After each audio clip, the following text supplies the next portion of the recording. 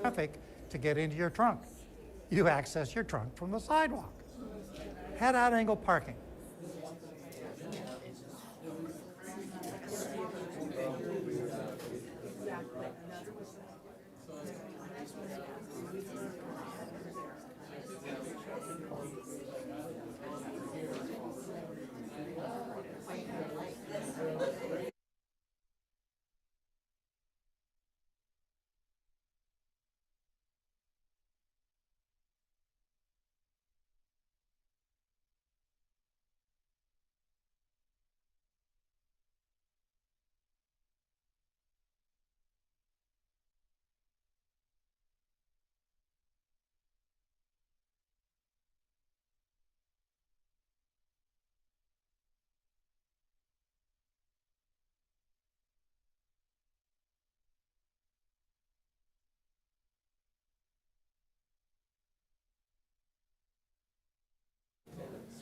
How about now?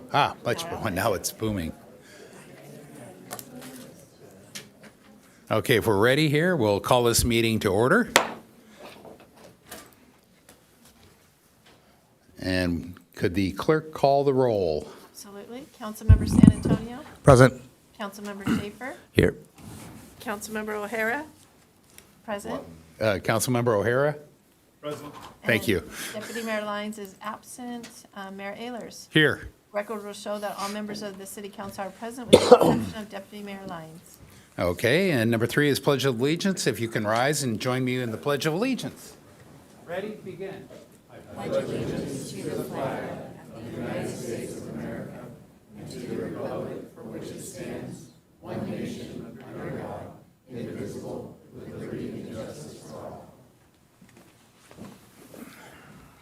Okay, our next item, we have 2 special presentations and proclamations. The first one is a presentation in recognition of outgoing commissioners, and I'll go over here to do that.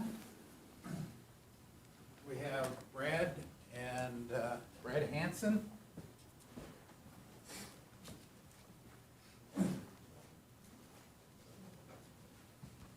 And then Richard, is this on? Can you hear me? Testing 1. Yeah, I can barely hear it. There he is. Okay.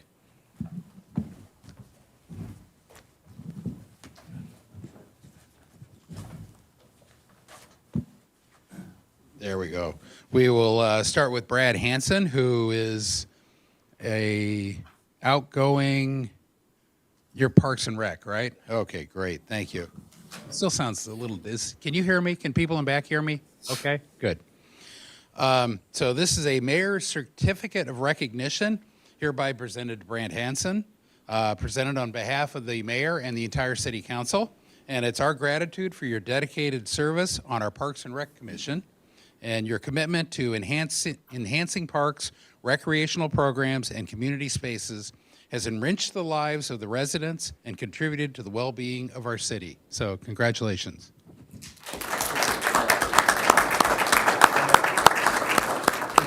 Do we want to get a picture with staff? I don't. If not, I think we're good. So, thank you, Richard. Thank you. I don't know. And Richard is terming out or what? From the Urban Forest Advisory Committee. So a very similar. Mayor's certificate of recognition is hereby presented to Richard Bracchini, presented on behalf of the mayor and the entire city council. Our gratitude for your dedicated service on the Urban Forest Advisory Committee and your commitment to preserving and enhancing our community's urban forest has made a lasting impact on our environment and quality of life. So thank you. Thank you. Honorable Mayor, thank you, council. Thank you for everything that you're all doing.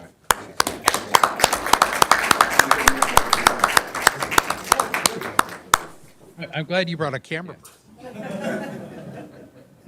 Photo Yeah, it's bring your own camera person to these events. So what can I say? Okay, then the next proclamation, 4B, is for Round Table Pizza. So if Bob and Michelle can come join me up here. Oh yeah. And I have to say, I think I've been frequenting your joint for 40 years. So not 50, but 40. So yeah, well, I appreciate it too. So. So we have a proclamation to present to Round Table Pizza. They've been such a fixture. I mean, going back a long time, there wasn't a whole lot else along that corridor, and good pizza for a long, long time. So I thought it'd be a good one to recognize their 50th year. So I'll read the proclamation. Whereas on March 5th, 1975, Bob and Michelle Young opened Round Table Pizza in Encinitas, beginning a legacy of outstanding service and unwavering commitment to the community. And whereas over the past 50 years, Round Table Pizza Encinitas has employed over 1,000 individuals and served countless customers, becoming a beloved gathering place for family, friends, and community members. And whereas Bob and Michelle Young have demonstrated an extraordinary dedication to supporting local schools, including the Encinitas Union School District and the San Diego Union High School District, and whereas Round Table Pizza Encinitas has been a steadfast supporter of local competitive and recreational sports teams, which you really have, ensuring that young athletes have the resources they need to succeed, and whereas Bob and Michelle Young's generosity extends beyond the classroom and the playing fields, as Round Table Encinitas has partnered with and donated to local charities, such as the Boys and Girls Club Angel Tree Program, the Community Resource Center, Holiday Baskets and Carol's House, and the YMCA Roof Raisers, among many others. And whereas Round Table Encinitas has played a vital role in the SDUHSD's workability and work experience programs, providing meaningful job opportunities for students attending Coast Academy, La Costa Canyon High School, and San Diego Academy. And whereas Round Table Pizza goes on for a while, and where I know it's embarrassing, isn't it? Yeah. And whereas Round Table Pizza Encinitas is a true family business, with both Bob and Michelle's children and 5 of their 6 grandchildren having worked or currently working, sounds like child labor, at the restaurant, continuing the family's commitment to service and excellence. Now we get to the end. Now, therefore, I, Bruce Ehlers, Mayor of the City of Encinitas, along with all of the City Council members, do hereby recognize and honor Bob and Michelle Young and Round Table Pizza Encinitas on their 50th anniversary, and extend our deepest appreciation to their contributions to our community. Their generosity and unwavering support of local schools, sports, and charitable organizations have made a lasting impact on Encinitas. Thank you.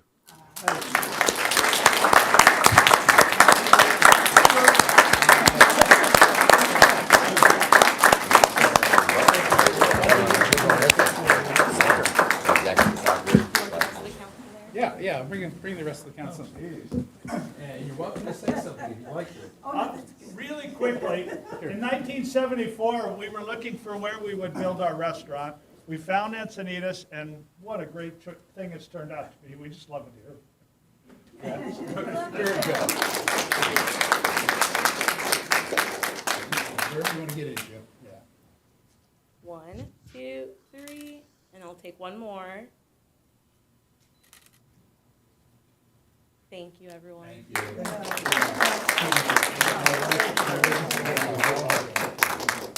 Coming there since I was a kid. Yeah. I still eat it. Thank you so much. How's Bippy? She's doing well. She's doing well.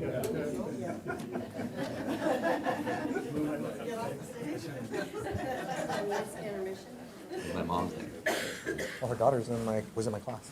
Oh, I think that's right. I think what I'm hearing up here is that we've all eaten quite a bit at Round Table Pizza, so. Yeah, thank you. So now, how many? We have 14. 14. Ooh, that's right on the edge. I think we've got a lighter agenda. Can you okay if we go 3 minutes each? Okay, so, but if we have any come in during the middle, I think I'm going to put them to the end, Okay. the end We'll of the let 'em know. meeting. Anybody So else? we'll take 14 oral comments at the full 3 minutes tonight.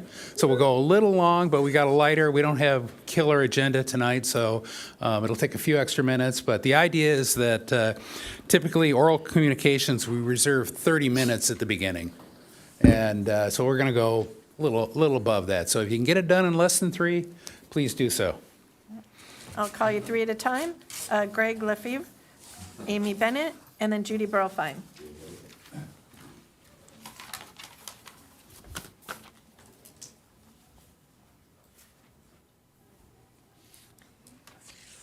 Your Honor, members of the council, I'm Greg Lefevre. I live on Summit Avenue. I speak in opposition to the proposed development at 845 Santa Fe Drive, up the road from us. 51 homes jammed onto a single lot, onto the awful mess that is now Santa Fe Drive. Safety. In the unlikely event that this project complies with the letter of the law, it defies nature, logic, and the sense of our community. Hundreds of new traffic interactions every day impact an already busy roadway, endanger students there, and perhaps even endanger the residents themselves. The first crash, and there will be crashes, will weigh heavy on those who approve this project. Parking. We're a suburb. These homes have no driveways, well, maybe 5 feet. What does that mean? Spillover onto the Munavar and Windsor neighborhoods, wreaking havoc there. Fire. How appropriate that we're talking about that now. God help us when fire strikes. This project feeds 48 homes down a single 25-foot lane onto the already narrow Santa Fe Drive. The tragedy of the Palisades fire, where roadways were 3 times the width of this one, should inform us well. Now, I come from a family of builders, architects. My dad was a contractor. I get it. The people on Santa Fe have the right to maximize their property, put roofs over people's heads. This is not how you do it. The numbers on this project, if you cut the numbers from 51 to 25 on so confining a lot, you would still overtax Santa Fe, Munavar, Windsor. I beg you, in the name of community, in the name of safety, do not let this project proceed in its present form. Also, please know, when this notice was published locally, the email address was published incorrectly. So anybody who wanted to comment by email got a bounce back. May I suggest that you republish this notice with the correct email and extend the comment period. Thank you. Thank you.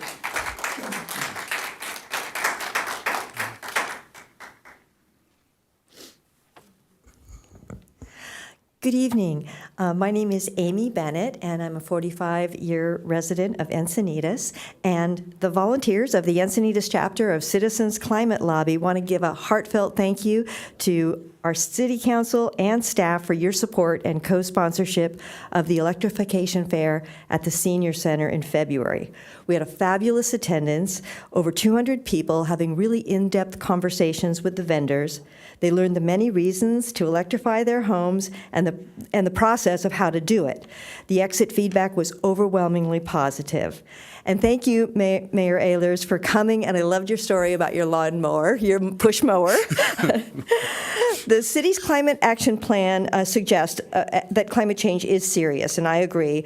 The risks are higher temperatures, sea level rise, wildfires, and increasing intensity of our weather, the so-called extreme weather. As it gets warmer, the air holds more water, so when it does rain, we get buckets more than in the past. In fact, I was remotivated to help because of a storm in Encinitas in April of 2020. I don't know if you remember that storm, but while our average rainfall is about 10 inches a year, Scripps and NOAA reported that April we had 7.39 inches of rain in a 5-day period. And on April 10th, a Friday, we had 4 3/4 inches in just 24 hours, which obviously caused flooding and road closures. My neighbor across the street had a mudslide go right through her house. So the more we use clean energy and electrify our homes, the more community members are involved with solutions and lowering our carbon footprint to slow climate change. So the educational event was timely as well. Thank you again, and lastly, I appreciate the council's attention to drainage and infrastructure improvements because we're going to need it. Thank you. Thank you. Next speaker is Judy Burlfine, followed by Bernadette Dillon, Cindy Beck, and then John Van Cleef. Hi, I'm Judy Burlfine. There's lots of change on our streets, and understandably, it's confusing to many people. So here's a short video to explain the purpose and benefits of reverse angle parking, also known as head-out parking. Take it away. That's okay. One really, really cool tool for improving walkability and livability is head-out angled parking. What is it, and why should a community do it? Parking is a precious commodity in any community, and on-street parking is the best type of parking to have. On-street parking reduces the need for parking garages and other off-street parking that gobbles up land, infrastructure, and resources. Perhaps most important is that it supports walkability and livability by calming traffic and creating an important buffer between cars and people. On-street parking also invites drivers to stop and visit a place. In fact, in a good retail district, one on-street parking space can bring in tens or hundreds of thousands of dollars in additional retail activity every year. So, on-street parking is good. And of the different kinds of on-street parking, head-out angled parking is the best. Angled parking of any type allows more parking spaces than parallel parking. And head-out angled parking is the safest. When you start the maneuver to get into a head-out angled parking spot, just like with any other type of parking, you are in control of the traffic behind you. But then, when you go to pull out, you're heading out and can see what's coming, including other cars and people on bicycles. Head-out angled parking also tends to calm traffic even more than parallel parking, bringing vehicle speeds down about another 5 miles per hour, which makes a real difference in safety for all people. When parking in a head-out angled parking spot, when you open the car doors, passengers are directed toward the sidewalk, away from moving traffic. This is especially important to parents of young children, seniors, and other passengers who need a little extra help. And how's this for convenience and safety? In a head-out angled parking space, you don't have to stand near moving traffic to get into your trunk. You access your trunk from the sidewalk. Head-out angled parking isn't difficult. Although it may initially be unfamiliar to some, head-out parking actually is much easier to do than parallel parking. It's really just the first maneuver of parallel parking. Nevertheless, when you start installing head-out parking, take the time to educate people about how to use it and to make drivers feel comfortable doing it. So there you have it, yet another way to start making your community more walkable, more livable. Thank you. Thank you.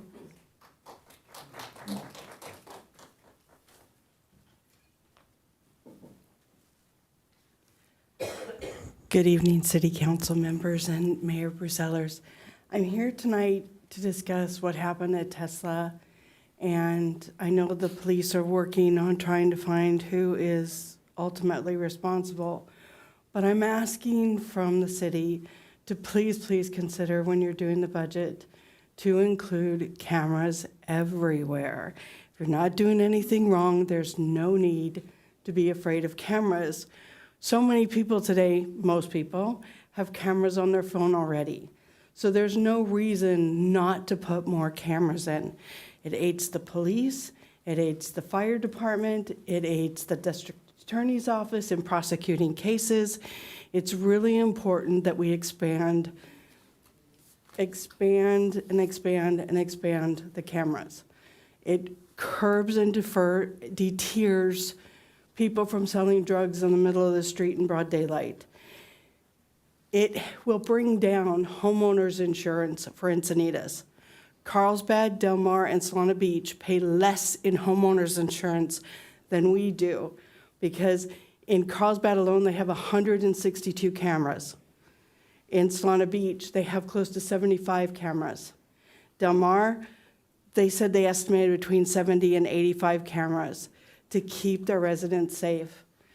The Olympics and the World Cup are coming to California. Lots of people from out of town, lots of visitors, and we just need to protect people that live here, people that work here, and people that are visiting here. Those cameras will help everyone, and they will keep us all safe. Thank you.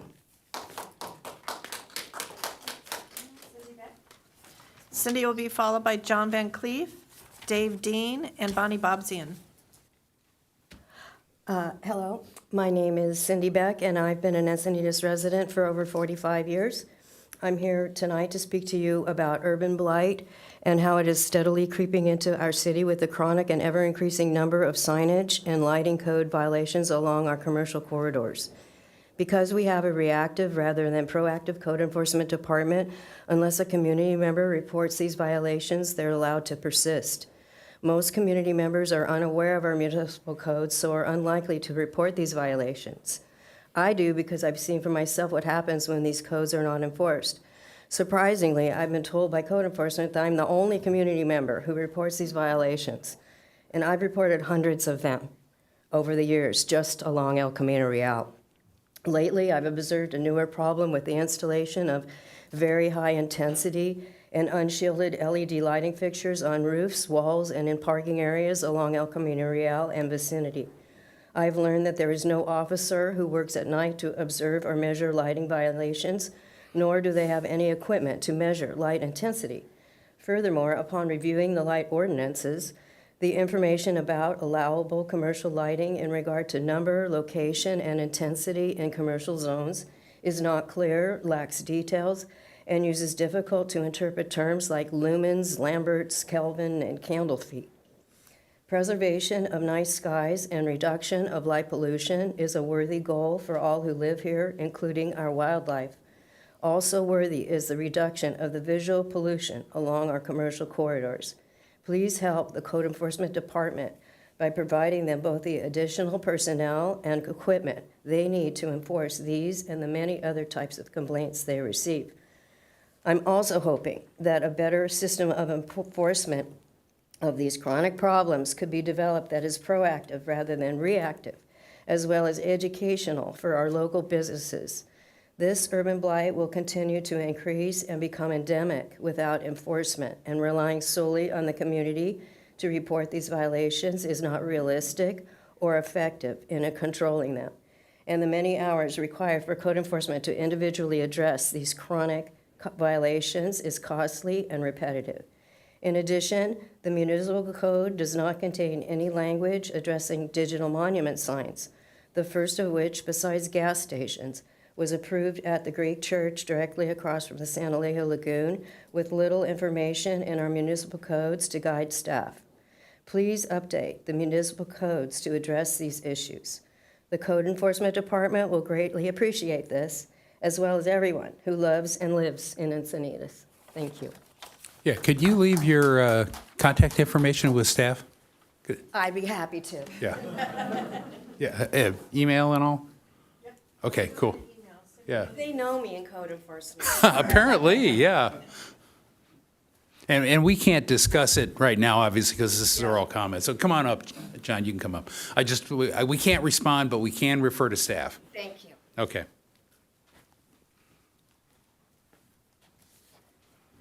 Mayor Ellers and members of the City Council, John Van Cleef with Community Resource Center. I want to take a moment to thank you for the comments and the insights you shared from the dais last week during council regarding the issue of homelessness in our community. And one of the things I want to be sure and do is make sure that we continue to have a collaborative relationship with the council, with the city, in our partnership. Tonight, I just want to share one thing I inferred from the comments last week, and also commitments we're making to the city. One thing I inferred from the comments last week, and it's a common theme, is that providers are a magnet for the unsheltered homeless in communities. Research has demonstrated and indicates this is not true. Despite the presence of homeless service providers in the city of Carlsbad, you can see that the concentrated presence of unsheltered individuals in Carlsbad rests around the downtown area and along the river, and the service provider is indicated where the star is on the map. This is data from the point in time count, and highlights where unsheltered people are in the two cities. And for all of the differences between the city of Carlsbad and the city of Encinitas, to the casual observer, we're both beach communities and have similar downtowns. Research in the American Journal of Preventive Medicine indicates that unsheltered individuals tend to gather in areas that offer walkability, immediate and informal support, opportunities for social interaction, facilities like bathrooms and showers, and gathering places. Another study by the U.S. Department of Agriculture demonstrates that homeless individuals often choose areas with accessible infrastructure, social networks, public amenities, and over more remote or industrialized areas. We see this reflected in the point-in-time count markers of where people, again, gather in the cities of Carlsbad and Encinitas. This being said, I want to affirm two things as commitments of CRC. First, we're committed to holding the people who come to us accountable to adhere to the code of conduct they sign when they receive services at CRC. Second, to continue collaborating with the Encinitas Homeless Outreach and Share to preemptively address critical behaviors before they happen in public spaces. I want to also ask for two things and requests. First, finish up. To support the creation of a by name list by the homeless outreach worker in the city of Encinitas so we can collaboratively work to address behavior. And the second request is to remove the shrubbery on 2nd Street between E and F to provide more visibility across the sidewalk so we can better engage with people who receive service. Thank you. Thank you, Mr. Mayor and Council.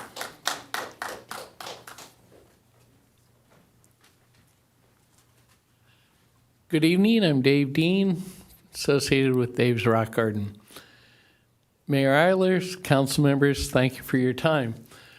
I'm here tonight to, we have a projection up there at some point, but one thing I'd like to do is give a positive shout out to Public Works Department. I was going to speak this evening on one issue of water runoff, and I had pictures for it, and on the way here I received a call from Public Works letting me know they were on top of it and putting it high on their priority list. So shout out to Public Works. Thank you for that. Next, I'd like to thank Councilman San Antonio for his support of the Rock Garden with his signs from his company. Much appreciate that. What I have here is a picture that I took yesterday, and it's the overpass at Leucadia Boulevard. And what we see is a deterioration. It appears that it's either natural deterioration or someone's come along with a sledgehammer and smashed the cement barriers over the 5 freeway. My concern is that there's cement debris left on the walkway there, or the sidewalk, and that fence you see is only about 8 feet high. And somebody could very easily pick up that debris and toss it over the freeway, and it would be a disaster. So I'd like the city to take a look at that issue and get it resolved as soon as possible before we have some very unpleasant situation occur on the 5 freeway. That's all I have this evening. Thank you for your time. Appreciate your effort. Next speaker is Bonnie Bobzian. And I'll put in my shameless plug for the My Encinitas app, which is a great way to report it. If you don't have it, get it. It geolocates. You can take a picture of stuff like this and report it. It'll go right into our database and gets routed to the right department. So following, Sorry for the shameless plug. following Bonnie will be Patty Stottlemyre, Rahul Deshpande, and then Teresa Beauchamp. My name is Bonnie Bobzian. I'm here to talk about the city's proposal of building affordable housing on city-owned land as to be discussed by the Planning Commission tomorrow. If the city goes forward with this project, it should provide adequate on-site parking. Otherwise, the city would not meet the critical needs of lower-income people to commute by personal vehicles. The state initiative AB 2097 prohibits cities from imposing parking space minimums for apartment developments within half a mile of a major transit stop. The following data reveals the flaws in this initiative. The North Park Casa Verde apartment complex has 94 units and is located close to the 30th Street Bikeway and walking distance from everything. Initially, the developer provided 13 parking spaces to the renters. He had trouble attracting renters who could live without their vehicles. Ultimately, he paid for 80 additional parking spaces at a nearby parking garage in order to attract renters. A real estate analyst said other developers are learning from the Casa Verde experience, the false assumptions of the car-free life, and are now adding parking back to their projects. An article in the Pacific Research Institute was titled, "War on Cars is a War on Lower-Income People." The great advantage of personal vehicles for workers in poverty is that they provide access to far more jobs than transit. The share of workers in poverty commuting by personal vehicle now exceeds the rate of other income groups. 71% of poverty workers use personal vehicles. The reasons? The jobs the poverty level workers can fill require on-site presence. In contrast, other more affluent commuters can do online work from home. This is especially true in those communities that are tech hubs. Travel times to nearly all jobs by personal vehicles are less than travel time by transit. A wider range of jobs available increases the potential for career advancement, which can be an important factor in escaping poverty. Again, tomorrow night, the Planning Commission will be discussing the city building affordable housing in vacated stores, such as along El Camino Real, which they believe would encourage tenants to walk to work. This is not the reality in my neighborhood. The resort apartments are immediately adjacent to the shopping center with Kohl's at the intersection of El Camino Real and Encinitas Boulevard. This is an ideal location for the tenants of the resort to walk to work and not use vehicles. The opposite has occurred. This complex is 30 years old and has ample on-site parking. This area is close to commercial businesses and bus stops. Yet the area has experienced increased parking demand, with 80 to 90 vehicles spilling over into neighboring public streets. Lower-income people need personal vehicles and should not be limited to job opportunities in the near surrounding area. Thank you. Thank you.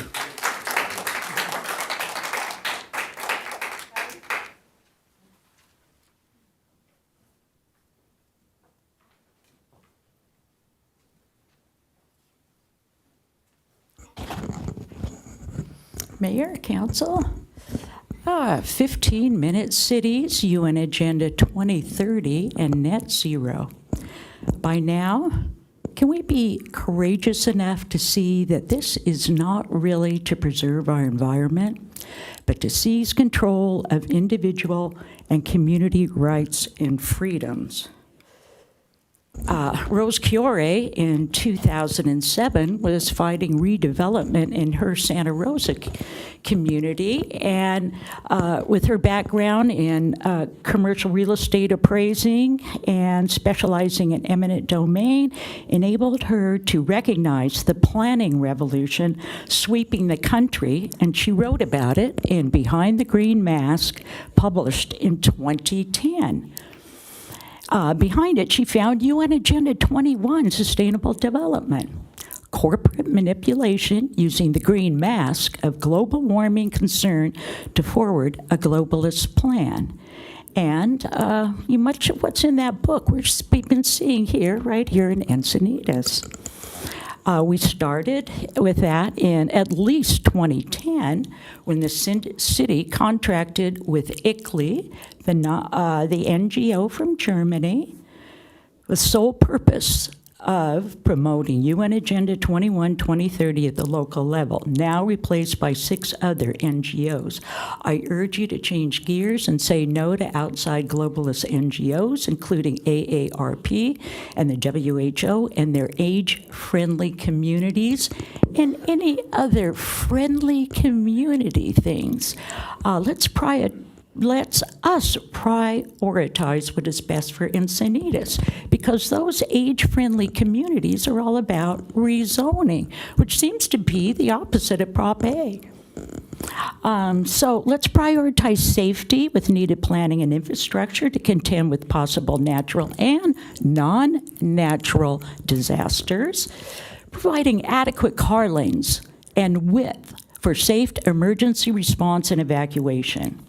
So please support safety and adequate car traffic flow, not livable communities and complete streets, but true preservation of our environment, not unsound, detrimental, and costly net zero policy. Thank you.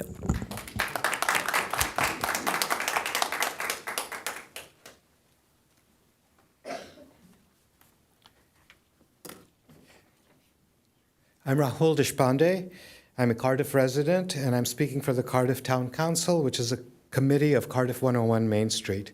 Mayor Ehlers and council members, on December 18th, the City Council approved a consent item for resurfacing several streets in this summer, including Birmingham Drive. However, buried within this item was a restriping plan that, to my knowledge, was not publicly discussed with residents or businesses. Additionally, the document itself did not render properly, making only part of the plan visible. The approved restriping plan for Birmingham includes eastbound, going uphill, a 10-foot travel lane, a 6-foot bike lane with a 2-foot buffer. Westbound, downhill, a 12-foot shallow travel lane. As a longtime Birmingham user, I was aware of the resurfacing, but had no idea a significant lane reconfiguration was included. Many residents and businesses were similarly unaware, despite the fact that this change directly affects one of Cardiff's main entry points. Birmingham Drive is already steep and narrow, making it a challenging place for dedicated bike lanes to coexist with cars, trucks, campers, and fire engines, an important safety concern. Additionally, turning on to and off Birmingham is already difficult for vehicles, and narrowing the travel lanes will only make these maneuvers even harder and more hazardous. I have ridden my bike in this area before, and I have chosen side streets with lower traffic and less steep grades. This is a much safer and more practical option for cyclists. We have already experienced the problematic reconstruction and reconfiguration of Santa Fe Drive, which created unnecessary confusion and frustration. We do not want to see Birmingham go down the same path. We have an opportunity to nip this issue in the bud before it becomes another long-term problem. I urge council members to visit Birmingham Drive in person. Seeing the street's steep grade, narrow width, and current traffic patterns firsthand will provide valuable perspective on why this plan may not be the best fit. Given the lack of public awareness and input, I would like to understand what steps can be taken to revisit this issue and whether we can revert to the existing double yellow line before restriping is implemented. What problem is it that we're trying to solve? With Councilmember Lyons on leave, we need an advocate for this, and I will be looking to council members for that. I appreciate your time and consideration. Thank you. Thank you. Following, next speaker is Teresa Beauchamp, and then it will be Madison Rapp, Andy, and Anna Russell. Good evening, Mayor and council members. I want to give a personal shout out to Bob and Michelle Young, who not only did all that philanthropic work and served delicious pizza, but helped us teen moms of soccer teams have a safe place to bring our kids. And they were very tolerant of our rambunctious sons and daughters. So thank you, Bob and Michelle. Budget planning meetings are coming up fast. Remember that a budget really shows what a community values, and affordable housing is a big concern for Encinitas residents. For the 2025-2026 budget, we need to fund an economic feasibility study of the top affordable housing sites that the Affordable Housing Task Force, or HTF, identified. The need is clear. The Section 8 voucher wait list is 10 years long, and thousands applied for only 40 affordable units at Fox Point Farms. Also, a UCSD homelessness hub study with Encinitas stats shows when housing costs go up faster than wages, more people risk becoming homeless. We need more housing for people earning less than $58 an hour. Last year, the AHTF assessed potential affordable housing locations. This task force had 11 volunteers from all 4 city districts, all wicked smart. For 3 months, these dedicated Encinitas residents with different views worked hard to identify and rank the best sites. We need to discuss these findings at an upcoming city council meeting. Encinitas residents are waiting for this council to address our unmet housing needs. The gap between high and low earners keeps growing. We're losing important community members, and our city's public health is suffering. Please finish the AHTF's work by funding their recommended next steps. Thank you. Thank you.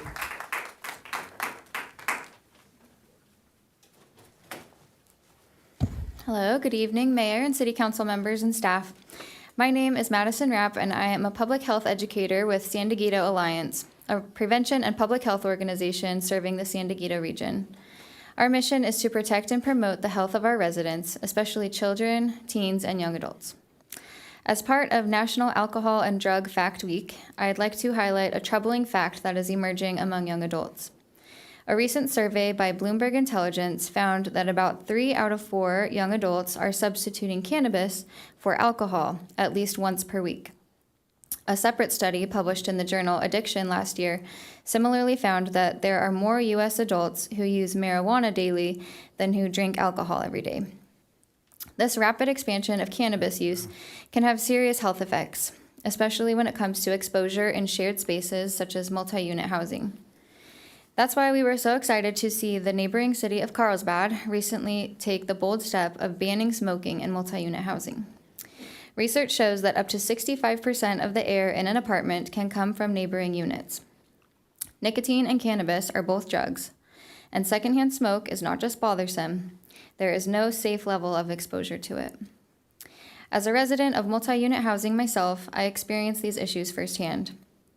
Like many young families, we are part of a generation finding it difficult to afford single-family homes, and so we often find ourselves at the mercy of our neighbors' choices when it comes to smoking habits. I believe that no one, especially young people, should be exposed to the risks of secondhand smoke exposure from tobacco or the increasingly prevalent marijuana. The risks of asthma, respiratory infections, and cancer, just to name a few, are not fair to those of us trying to make healthy choices for our families. I urge Encinitas to consider adopting a smoke-free multi-unit housing policy. It's time we prioritize the health of our residents, particularly our children, and ensure that everyone has access to clean, safe, and smoke-free air in their homes. Thank you. Thank you.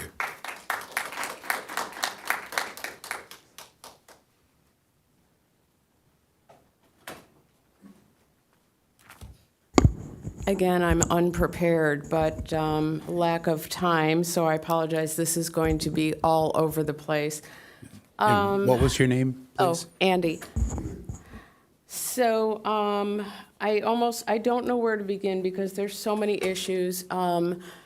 In 2020, the whole 15-minute city, what people don't realize, we've had this incredible psyop, and I know people that only watch mainstream news will think I'm crazy. But in 2020, when everyone was locked away because of this scary fake virus that was non-existent, people were locked away in their homes, and I'm out about doing my work and driving around day and night, and I observe nonstop construction everywhere.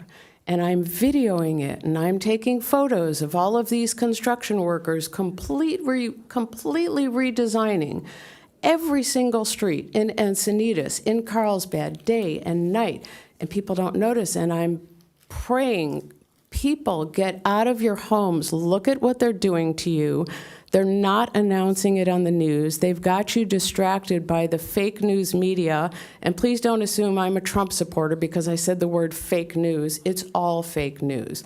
All of your news is completely supported by Big Pharma, whether you have the left or the right, the Democrats or the Republicans.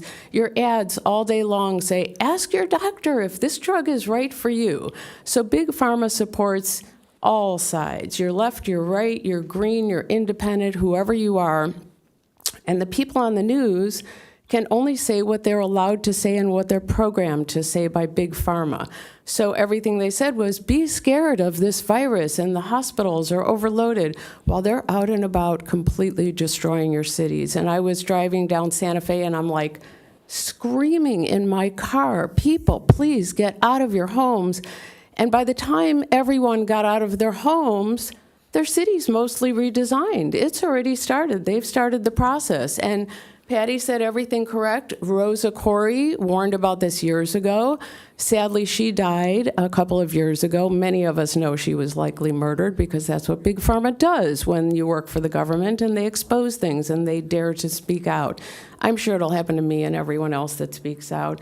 But I don't want to live my life not speaking out because I'm going to get murdered, because with what's going on in our city, the complete redesign of Encinitas is they are cramming us in like livestock. And I recognize this because I've looked behind closed doors at what human beings do to innocent animals, and they corral them in before they go to the slaughterhouse. Well, that's what they've done in Encinitas, in Carlsbad, in all of our surrounding areas. They make these ridiculous curbs. Okay. Thank you. Didn't do anything I was prepared for, but oh well. Next time.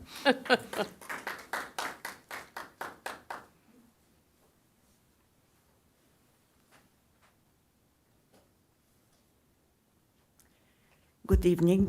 Thank you for giving me opportunity to bring some science to you. My name is Anna Russell. Yes, PowerPoint. Okay, good. My name is Anna Russell. I earned PhD in quantum physics. I worked for many years for Big Pharma, and they are not that bad, really. So I would like to, my role today is to bring some science, some understanding to this big politics about carbon dioxide, about global warming. So it's carbon dioxide friend of a foe, and please think about shifting the paradigm. How do I progress the slide? Okay. So carbon dioxide versus Green Deal versus Agenda 2030, net zero, and so on. First of all, carbon dioxide is a source of carbon in our bodies, okay, in every green vegetable, in animals and humans. Carbon that is in us is coming from carbon dioxide. Of course, not on the direct way, it's coming via vegetation, but it's coming from the carbon dioxide. Carbon dioxide and other green gases play a crucial role in maintaining Earth's temperature. Without the green gases, we would be basically a frigid planet with the temperatures below negative 20 degrees Celsius. So even United Nations is admitting that the green gases are crucial to keep our planet at sustainable temperatures and support life on Earth.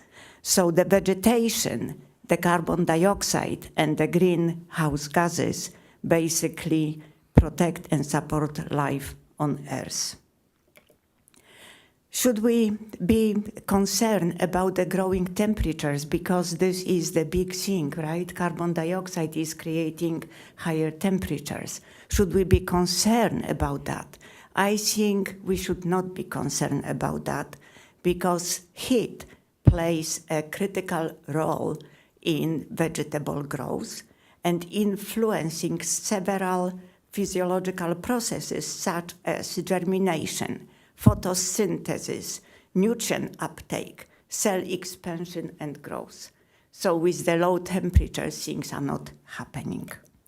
So I mentioned before carbon, right? Carbon dioxide. So carbon dioxide is in the atmosphere and it is absorbed by the green vegetation and it's building the bodies of the, may I continue a little So more? just a couple Okay. sentences and Okay. close out, please. So the thing is that the carbon dioxide is basically the source of life and prevents our Earth from being the frigid ice. Thank you. Okay, thank you. That concludes oral communications. Okay. And so our next item is report from closed session, and if the city attorney could report out, we did have a closed session today. Thank you, Mr. Mayor. At approximately 4 p.m., the City Council met in special closed session on the one item on the agenda. The closed session was held conference with legal counsel, whether to initiate litigation under the authority of Government Code Section 54956.9, subsection D, subsection F. Number of potential cases was 1. The City Council recessed out of the closed session portion of the closed session at approximately 5:12 p.m.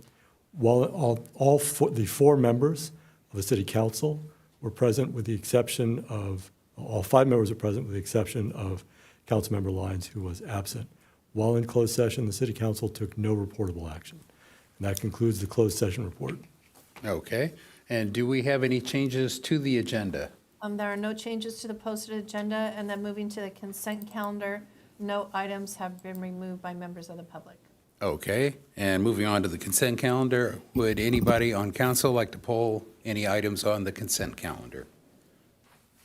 I don't want to pull it, but I want to remind City Manager on 8F, the request from Analyst Horn and the Public Works was that to receive an account and breakdown of all jobs and contracts for arborists, and I haven't received that yet.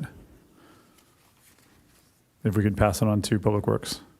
Okay. So you just need, you want follow-up on that, but don't need to pull it from the consent calendar? Correct. Cool. For future considerations. But Okay. Yeah. If nobody's pulling, it sounds like nobody's pulling any items on the consent calendar, I'll entertain a motion to adopt consent calendar. Motion to adopt consent And calendar. do I have a second? Second. Okay. So we have a motion and a second. If we will call the question to vote. Motion carries unanimously with Deputy Mayor Lyons absent. Okay. That moves us on to, where's item 9? We don't have any items removed, so we move on to action items. Item 10A, which is a legislative update from JGC Government Relations with Assistant to the City Manager, Yum. Yum or Yum? And I should talk with a name like Ehlers, so what the heck? Completely fine. Good evening, Honorable Mayor and Council members. I'm here today to present to you item action 10A, legislative update from JGC Government Relations.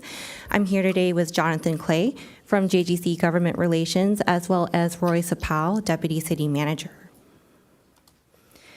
The recommended actions for this item action is to receive the legislative update from JGC Government Relations and provide direction regarding legislative actions.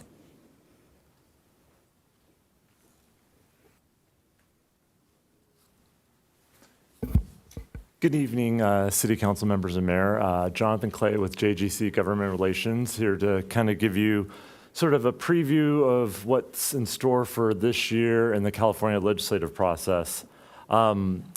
Despite there being a bill introduction limit almost cut in half, we somehow managed to figure out how to introduce just over 2,500 new pieces of legislation. So a lot of us were kind of hoping that we would have a little bit of a break this year, but that's not the case. Of that, we've identified roughly around 270 bills that we think could potentially be of impact to the city, and we'll be working through that process with the city to identify which pieces of legislation that they'll be wanting to bring back. We'll also kind of talk a little bit about some of the priority bills that Cal Cities is focusing on, especially on the housing front, and we'll be probably coming back to council with more of those bills as things kind of progress through that legislative process. And then finally, I'll kind of talk a little bit about the fund that we're going to have on the state's budget. And a lot of that doesn't have a direct impact to the city, but will definitely have kind of reverberations to things that the city's going to have to deal with. So on the next slide, I'll just kind of talk about the next kind of few months, the legislature in terms of the calendar. This is the first year of a 2-year session, so we started in January. We'll end roughly around September 15th or so. I think it's actually technically the 12th this year of September. This next month is probably going to be one of the busier months in the legislature as those 2,500 bills work their way through these first round of policy committees. And for example, all the bills dealing with housing will be going through the Housing Committee. There's public safety, natural resources, water. So as bills get referred to those committees, they'll be hearing them. And why it's a little bit crazy is trying to deal with 2,500 bills in a month process is a lot to kind of have to digest, especially because a lot of these bills haven't fully been cooked yet. So there's a lot of what I would call legislating from the dais going on there as people propose amendments, try and tweak bills, et cetera. I think some of the deadlines that are typically that people like to focus on, we'll need to have a budget in place by June 15th, effectively July. So you'll probably see a budget vote sometime around there with some additions done to it. So by July 1st, we should have a budget in place.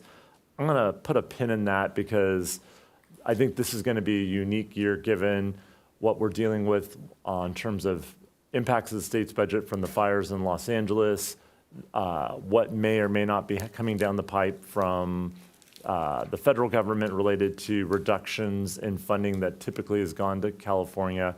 And I think we're going to have a lot of things to kind of grapple with there. Moving on to some bills of interest, definitely want to kind of highlight a couple here that I think the city will want to engage on.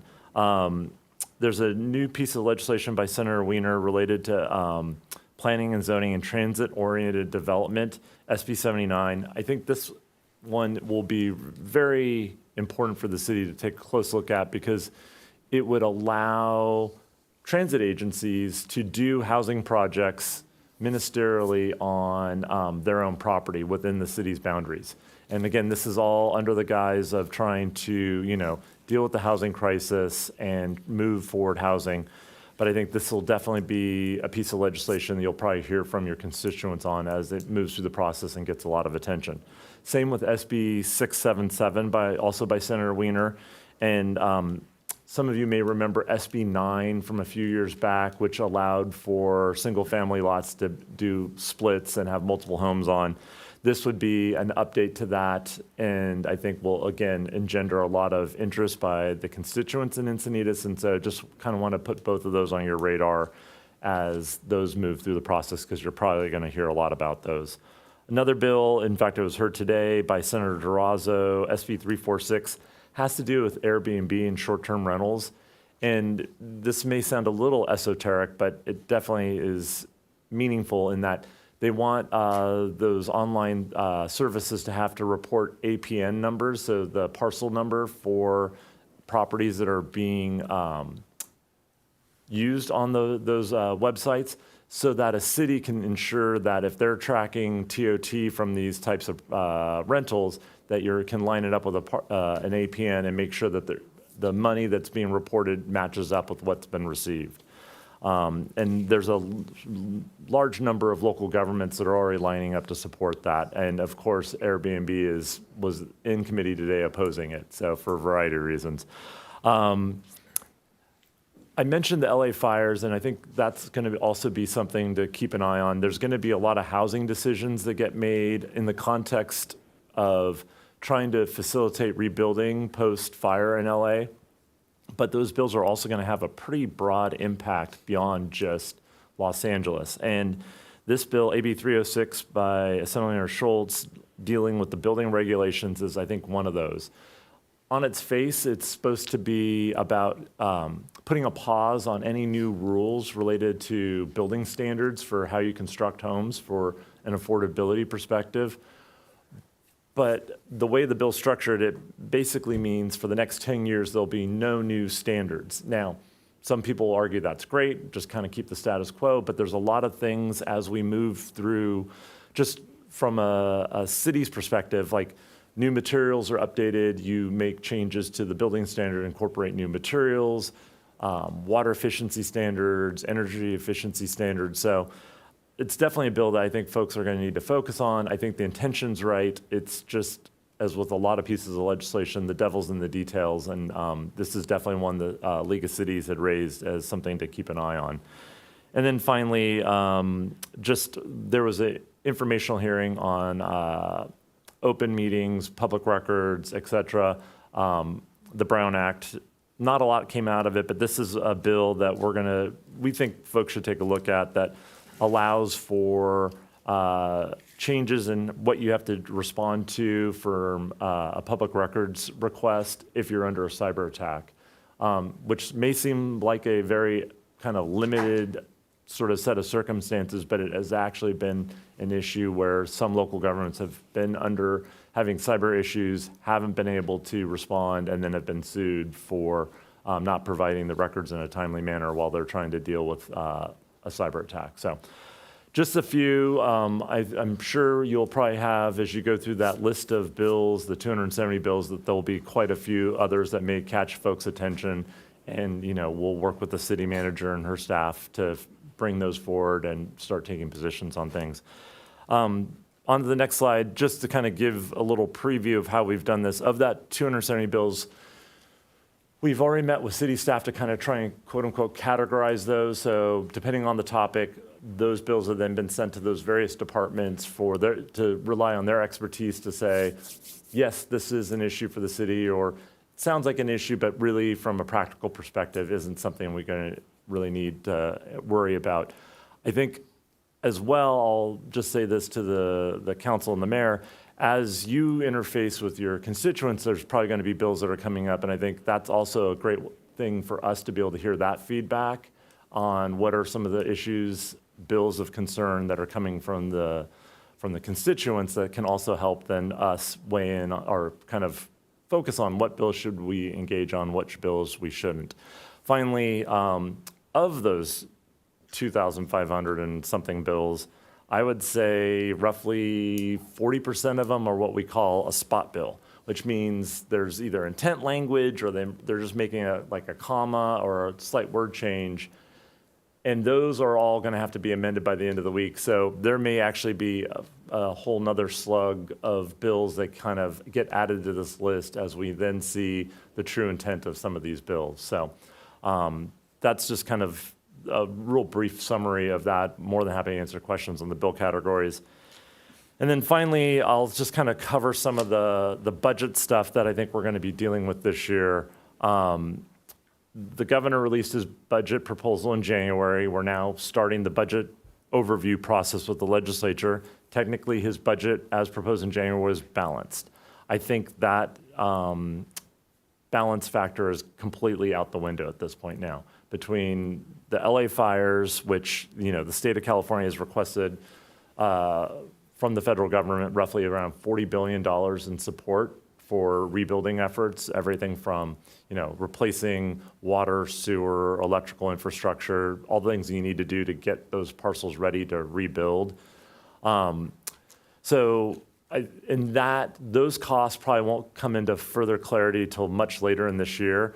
Also, it's interesting to note costs related to Medi-Cal. Medi-Cal is California's version of the federal Medicaid.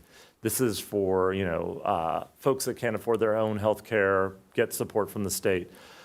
Those costs over the last year have soared. So we're already at least $3.5 billion over what the July 2024 projections were in the budget. The state had to borrow money, not uncommon, but a week after that was announced, so that was last week, the governor announced an additional 3.2 or 2.8 billion rather shortfall within Medi-Cal of expenses they aren't able to cover. So we're already 6.2 billion roughly out of whack on our budget on that. I bring all that up because, of course, as a municipality, a city, you're not really dealing with Medi-Cal, those health and human service type programs, but you take that, couple with whatever cuts are going to come from the federal level, and the state's really going to be in a tough spot trying to figure out how to balance that budget. And traditionally, it's always been the backs of local government that have borne that. More likely than not, it's going to be a county, at the county government level, because they deal with more of the health and human services. But I do think you will see ramifications of this at the city level. So just kind of want to put that on your radar as we kind of move through this. I will say, I think if I had to bet, the legislature will probably come back into a special session in the fall to deal with all these cuts, because we don't anticipate the federal government making whatever moves they're going to make on their reductions till sometime this summer. Of course, that's after when we've already done our budget. And so I think really, if I had to guess, we'll have a special session this fall dealing with some of these fiscal impacts. So I think with that, I will sort of end my presentation and then see if there's any questions. I know through the city manager's office, I think I'll be coming back in a month when you'll be looking at your legislative priorities, determining those, and then likely probably I would anticipate you guys maybe taking some positions on some bills and stuff. So. Okay, great. I had a couple of clarifying questions. If anybody else does, punch on in. You answered my first one, which is when are you coming back? Because we're not going to decide what we lobby on tonight. That'll be in that future meeting sometime in about a month. Great. You made a comment about that the budget would usually be balanced in the back of local governments, and I've been around long enough to remember the IOUs back in the early 2000s, or even just the rating, the sales tax, I think it was, back in the 90s. Although I thought we passed proposition protection. So and most of our revenue comes into our general revenue comes from sales tax and property taxes. Is there any worry on your part that they can raid that now, or is that pretty much constitutionally precluded?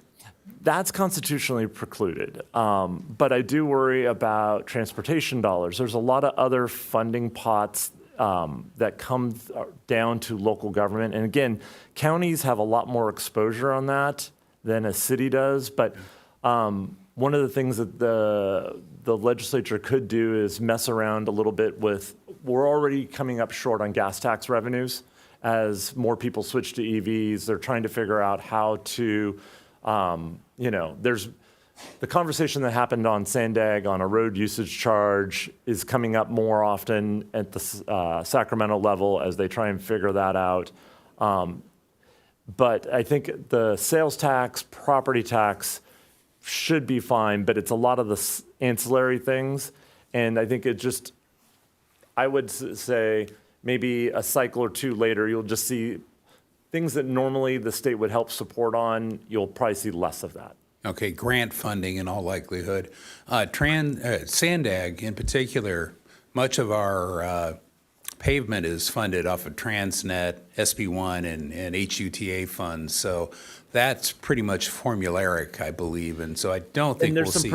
There are protections on SB1 funding too, because the gas tax was also part of that whole sales tax. But I think the best way to describe this is if you're the legislature and you're staring down the barrel of, let's say, $10 billion plus of cuts that you're going to have to make, it's hard to tell someone that's, depending on in-home supportive services or SSI for supplemental income, I'm going to cut you versus cutting education, cutting, funding for local governments, et cetera. I always joke that, local government should probably reincorporate as a school district because they'll do better than a city or county would, so. And then on property taxes in particular, one of the advantages of Prop 13 is it modulates the undulations in the tax. So we have, since we have very good property values and they've been increasing for a long time, we have some pent-up growth in there. Every time property turns over, we get a pretty sizable increase in the property tax off that property, and that has the net effect of putting us on a pretty much monotonic increase in property taxes. So local entities have kind of although it may be a little muted below what it could be if it was more like other states where they reappraise all the time, we have just kind of enjoy our good property values going up and our revenue going up at a nice source. The state, on the other hand, as you're pointing out, is very income driven, and they ride huge waves. And we're seeing the low right now. So, okay. And it's interesting because right now revenues have come in about $3.4 billion over projection. So the stock market has raised. Because I think if I remember the numbers correctly, it's roughly the top 10% of income earners carry 80% of the total state budget. And it's very much driven off of capital gains, those types of things. So if the markets take a tumble, then we're really going to be in a hard spot.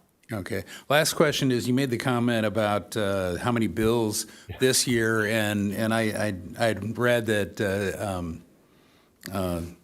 the head of the assembly, the speaker Rivas, that he'd cut it in half is what he had. That was the number of bills per assembly person. What's a typical of 2,500 this year? What is it typically? So Same? 23 to 2,500 is typical, but this is so. It should. Last year the bill limit on the assembly was 50 bills. This year it was 35. Okay. So we weren't quite expecting it. Mathematically, you shouldn't have hit 2530 or 2567, but yet here we are. So they got their friends to put in a spot bill for them. Well, I think everyone just decided they're going to use up all 35 bills in their first year. So, and it's interesting because there's also some internal dynamics. A lot of these legislators are also having less staff to help support them on bills as they've had in the past. So I'm kind of curious to see how this all plays out. Okay, appreciate it. With that, I'll yield, and Councilmember Schaefer. Thank you. Kind of answered the first question I had about what the fallout looks like from that Weirwick specifically, so I'll leave that one there. But you mentioned SB, I think 677, the update to SB 9. There's more, I guess, a question for staff. But how much of our town, besides NCTD, do we have that are other government-owned entities? Right. That's what it was. I think that's SB 79, and this is that Senator Wiener's bill would. And you may have remember, I believe it was actually Senator Wiener 2 years ago had carried legislation that would make it easier for churches, religious institutions to do housing on their parking lots. So same concept. He wants to, and this has been done in the Bay Area around BART stations where they've turned former parking lots into, dense urban housing. And so this would be basically bringing that statewide. So then the question to staff is all we really have is the train corridor, right? Is that the primary corridor, or is there? Yeah, we'd have to go ahead and take a look. But I think our Deputy Mayor, Roy Sapal, wanted to. He was former Development Services Director. Yeah.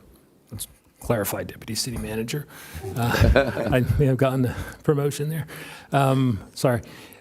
So yes, NCTD right of way, but we will also have to look at Caltrans if that would be impacted under this bill. We do have the Caltrans right of way. It's significantly wide, so there might be some areas that could be subject to this bill, but that's something that we'll be looking at. So, awesome. Thank you. That's all I have for right now. Okay, and questions of clarification, Councilmember San Antonio. Nope, I don't really have any questions. I really just want to say thank you for doing all the reading on those bills, because People ask me, do I read anything else during the year? I'm like, no. It's like bills, because then everything gets amended and you have to read through all those, and you have to read everything because you never know when something's going to get slipped in. So yeah, the devil's in the details, right? Right, exactly. You must be the life of the party. Oh yeah, pretty soon I'll be able to tell you all these bill numbers and and talk about all sorts of random goofy stuff. So with that, we got our questions of clarification out. I think we have one public speaker. Yes, If we Patty can take the public- Stottlemyre. Okay.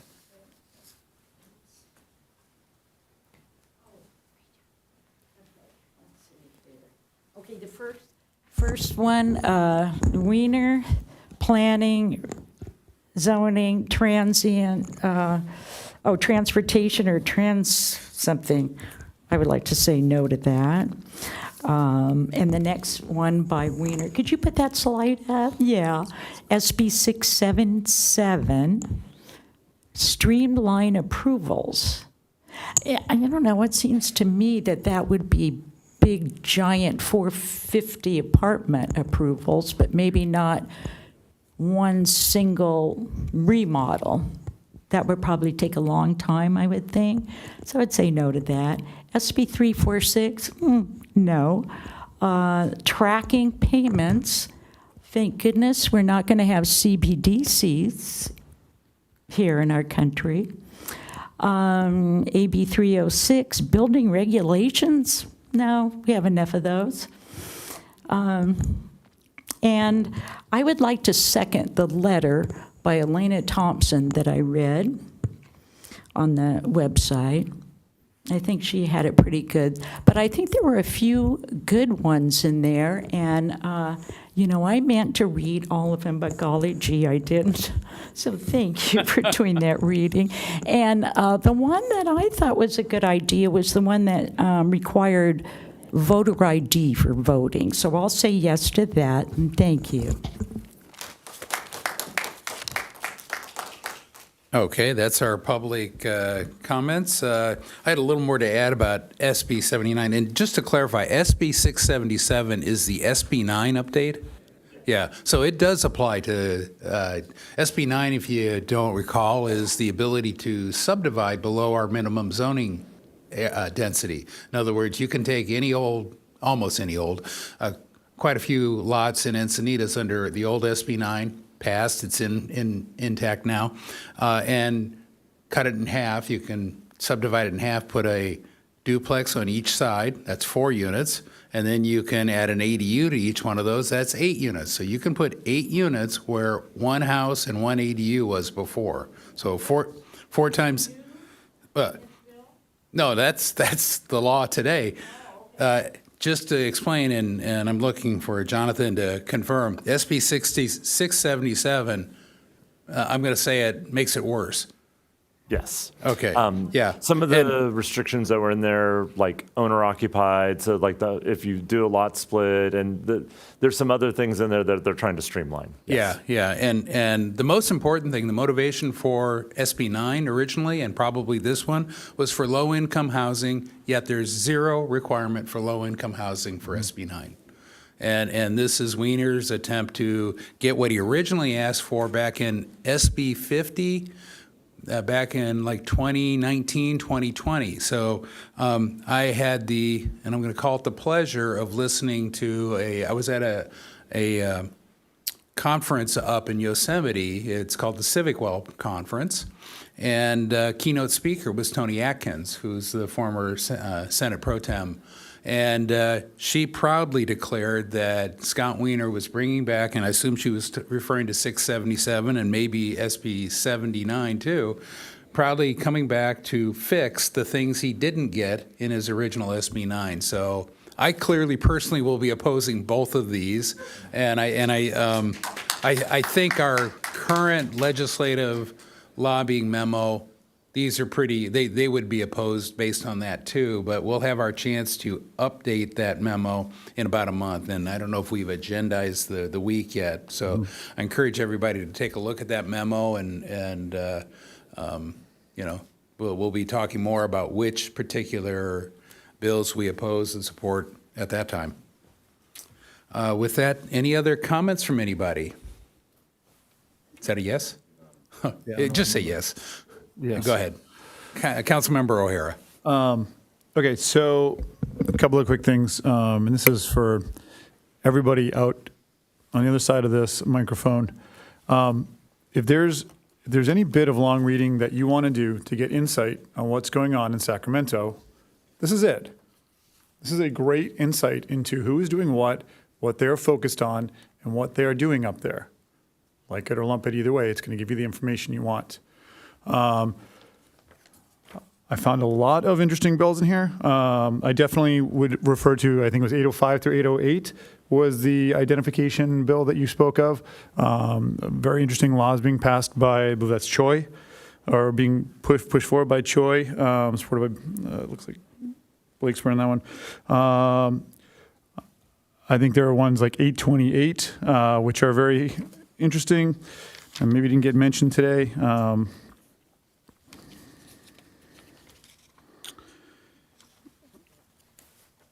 Where is it?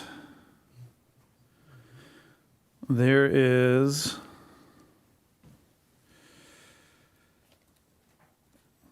one in here that addresses, two in here that address a city's general plan. And I apologize, I think my page mark may have slipped. But they are clearly set up to make sure that your general plan aligns with the HCD housing plans. There's a lot of that in these bills. That's Senate bills and Assembly bills. And if you are coming to these meetings regularly and you want to know what's going on and where a lot of the issues we're being challenged by in the city come from, they are right here in this packet. I want to thank you for the hard work. I'd like to get a copy of this bills of interest chart that you've made. Just if you email that to all of the council members, I think that would be very useful. I'd also like to see this put together in a spreadsheet that is based on bill number, who put it forward, the name of the bill, and the subject, kind of like what you've done here, but more on a spreadsheet so we can just click on it and go to it. I think that would be really helpful because then we could categorize them by which ones are planning and code enforcement, because they tend to not be completely in order, or you can't put them in numerical order, so it makes it a little bit harder to find them when we talk about them. But if we could get some sort of a running chart on that allows us to look at who's doing what, and what the general's category, I would call it, the bill falls in, whether it's like planning and zoning law or engineering, public works, all of those, so we can go right to what's on the board when something's coming up and when it's a pertinent topic to all of us. That would be an incredibly helpful tool I think we could do with this list, if that's possible. I think we've done a great job. To echo Mayor Ayler's comments, I think I want to encourage all of us out here to take a next step after that and go to the second attachment of this and look at it. We will be working on these legislative priorities here at a city council. We would love your input. This is your city. So we'd love you to come up here, read these, what is currently up there from last year, and what you think going forward might be missing from here, what might need to stay here, what might need to go. Your input, again, it's your city. We're up here to represent what you want to happen in the city. So this is, well, it's a fantastic report. This is a tool for all of you out there, and I encourage you to use it. Thank you. Okay, the city manager would like to weigh in. Thank you very much, Mayor, members of council. Also on our website, we do have a title legislative program. So after council has their legislative priorities on April 16th, we will actually post the new priorities that council chooses. We also any bills that council opposes or supports, we also track it. So it will have the bill name, the number, the text, and then we keep up with whether or not it passed or it failed or things like that. So the nice part is it's really transparent for the public so they can see exactly, again, council's priorities, and then they can see what you're supporting and opposing, and they can actually follow the bill as well. So I just wanted to let you know that that's been on there, and it's actually on the home page as well under legislative program. And I had one more comment about what we're going to be working on, but it's included in this, so I think we can talk about it. We will be updating the legislative lobbying priorities, and last year, actually a year and a half ago, when I first got on council, when we eventually got around to reviewing that priority memo, I had done some research about local control. And I went back and looked at the original legislative lobbying policy memo that started in 2008. And then I looked at, in particular, the local control bullets every year, because it's reviewed annually, usually in March. The time that I got my first bite at it wasn't until September or October. But then there was local control there all the way until 2019. And then the two bullets under local control of land use ordinances was lined out. And they were replaced with support state housing legislation that supports us meeting our state housing goals, which sounds a lot more like state. And so, but I went back all the way to that original 2008, and it was a really good, I'll call it lighter directive for our legislative lobbyists. In 2019, when it got significantly rewritten with these lineouts I'm talking about and many other additions, I think it took on quite a few things that the original guidelines would have precluded, such as controversial topics and subjects. In other words, and it should be about Encinitas and impacting Encinitas. So what I'd like to do is, encourage staff to, when we do bring that item back, I want to have the original memo from 2008 included in the staff report so that we can all read it and we can look at a little more discerning eye about, hey, what should we be lobbying? Quite frankly, I would like to have our lobbyists, and we can talk more about this then, our lobbyists pointed more succincly at the things that are really important and not the broad spectrum, and certainly not certain controversial items. So, but so that's one input I have for our future agenda item on the related subject. With that, I don't have any other speakers. What was the action on this one? I moved to receive. Yeah, Move to receive and accept the report. Yeah, you don't need a vote on that, right? Or no, we're good. So. With that, we'll move on to 10B, which is the safety, infrastructure task force rubric rankings for safety and mobility improvements in the vicinity of housing element sites study. And contact person is Engineer 2, Edgeworth.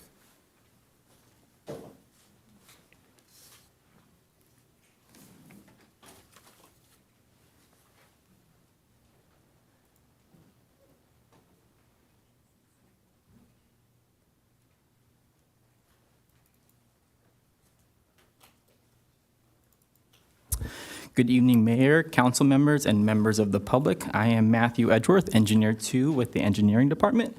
I will be presenting item 10B, the Infrastructure Task Force rubric ranking for the safety and mobility improvements in the vicinity of housing element site study, study number WC23B.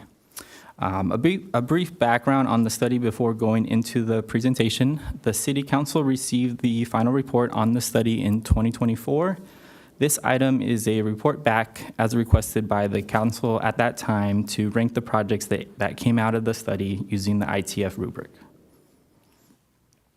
As part of the 6-cycle housing element update, multiple sites in the city were rezoned for multifamily housing as indicated on the map. These sites are currently at various stages ranging from pending application to being completed. On October 19th, 2022, a council-initiated item was brought forward which provided direction to staff to look at mobility and traffic calming improvements near the housing element sites. On February 15th, 2023, City Council approved the scope of work and allocated funding to conduct a study to analyze potential improvements. Included in the study was the development of 30% design plans and cost estimates for the top 6 safety and mobility projects selected by council. As part of the study itself, the following items were completed: a review of existing city planning documents, including the active transportation plan, the local roadway safety plan, and the modal alternatives project, also referred to as the MAP. In addition, a review of existing field conditions through site visits near each of the housing element sites. Additionally, as part of the study, the development of a list of potential safety and mobility projects, with projects addressing active transportation, traffic calming, traffic delay, and addressing existing infrastructure gaps, was developed. Lastly, in-person community meetings were held and an online survey form was made available to gather feedback from the public on the study, as well as on the potential safety and mobility improvements. All public comments received as part of the study were included in the final report. Ranking criteria for the safety and mobility projects was developed with the help of responses received from the public when asked what factors they believe should be used to prioritize projects. A total of 79 safety and mobility projects were ranked using the criteria below as part of the study. At the November 15th, 2023 City Council meeting, City staff presented the list of prioritized safety and mobility projects. At that same meeting, the City Council selected their top 6 projects to move forward with the next step, which was the creation of 30% preliminary design plans and cost estimates. The 6 projects are listed in this table. The projects include Saxony Road sidewalk infill between Encinitas Boulevard and Leucadia Boulevard, Union Street DG decomposed granite pedestrian path between the existing cul-de-sac and Saxony Road, a roundabout at the Saxony Road and Union Street intersection, Quail Gardens Drive sidewalk infill along the San Diego Botanic Gardens frontage, North Vulcan Avenue multi-use path between La Costa Avenue and Encinitas Boulevard with buffered Class 2 bike lanes and sidewalk on Vulcan Avenue between La Costa Avenue all the way 550 feet south of La Costa Avenue. And then lastly, traffic signal and median improvements at the Sage Canyon and El Camino Real intersection. The final report, which included the 30% design plans and cost estimates for these 6 projects, was presented to the City Council on August 28th, 2024. The completion of the 30% design plans and estimates was the final task to the approved scope and funding for the study. Any additional design work would require authorization from the City Council as well as additional funding. At that same meeting, the City Council at the time directed staff to rank the safety and mobility improvement projects using the ITF rubric and incorporate the projects into the ITF ranked project list. Shown here is the ITF rubric that the Infrastructure Task Force members developed, used to score the projects.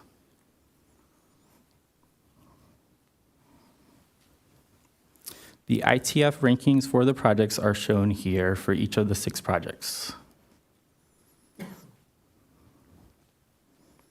The recommended action before you tonight is to receive the Infrastructure Task Force ITF project rankings for the safety and mobility improvements in the vicinity of housing element sites projects and the updated ITF ranked project list with the projects incorporated. That concludes my presentation. Thank you. Okay, do we have any questions of clarification? I think that's Jim. Yeah. Well, we'll recognize you, Jim. Sorry, I was on a document. To IT, if we could figure out a way to, when you're viewing the documents, put yourself in the queue, that would be really helpful. Currently can't go back and forth between the two. Go ahead. Now I've got to go back. So, do we know who made the comment card for this? Can I get who that was? So the comment card that was prepared for the safety and mobility improvement study was a mix between staff and the consultant. What consultant was that? Rick Engineering. We use them for lots of other projects. We do both for engineering designs and for studies as well. Is there an example of any other studies that they work with us on? They prepared the El Camino Real specific plan.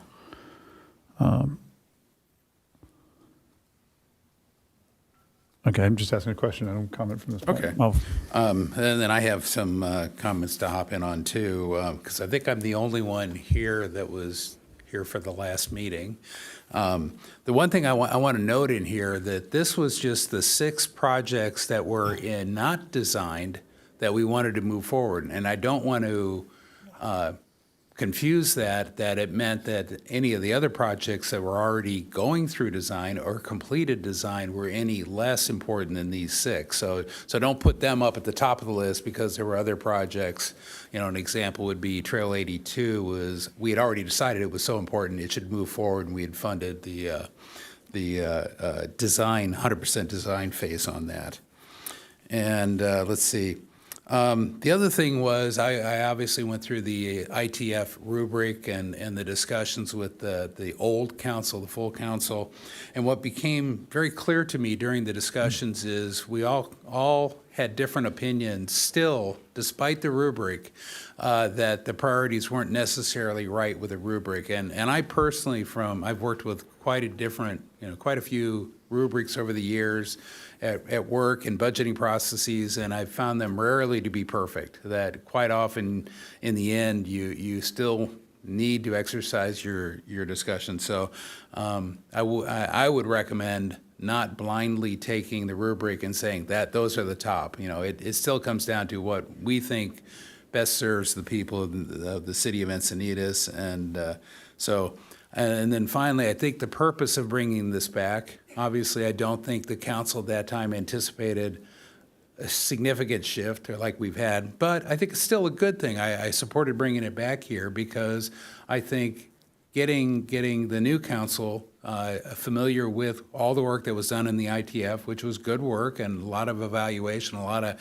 estimation, and think of it as your menu of choices and a previous indication from a good set of residents that went through this, spent a lot of work going through it, and but I wouldn't take it purely that number 1 has to be number 1 on our list. Number 2, I think we come at it with a different perspective, a different direction from the public. So with that, I'll yield to anybody else, or do we have public speakers up? Thank you. So we'll go to public speakers. We do have 2, Amy Bennett, followed by Patty Stoudemire.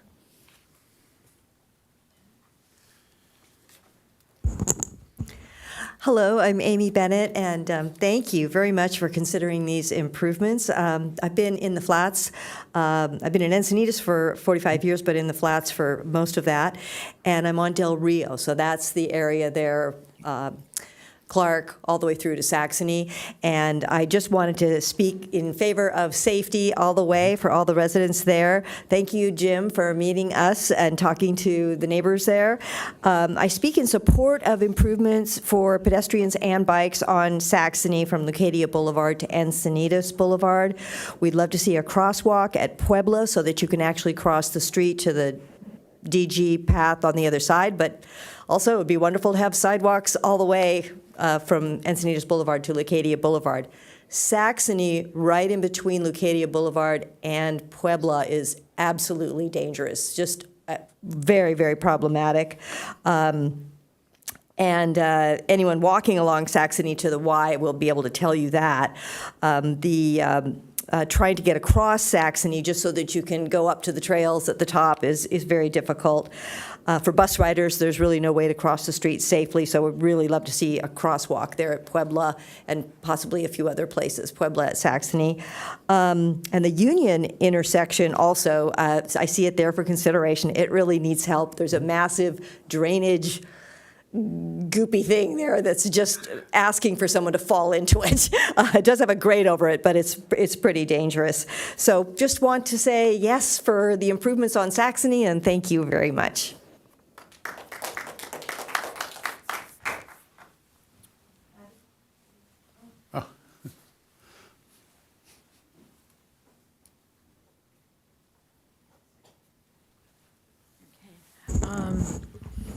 Okay, sidewalks, it all sounds good. The one thing I'm kind of concerned about, though, is Vulcan. And it looks like it really does need sidewalks there and probably biking, but I'm concerned about no parking there then, because there's all those apartments across the street. So, and they probably have limited parking. So if it can be made for bikes, pedestrians, and parking, I hope that can be done. Thank you. Okay. And any other comments from anybody? Sure. Very good. I'll follow up to your comments. I agree. This is a list that is very valuable piece of information if all things are created equal. And at times, things are equal, and this becomes a great piece to use as a tool. At other times, there are moments to put in perspective where the financial side is important, or that project is happening now, we need to do this now.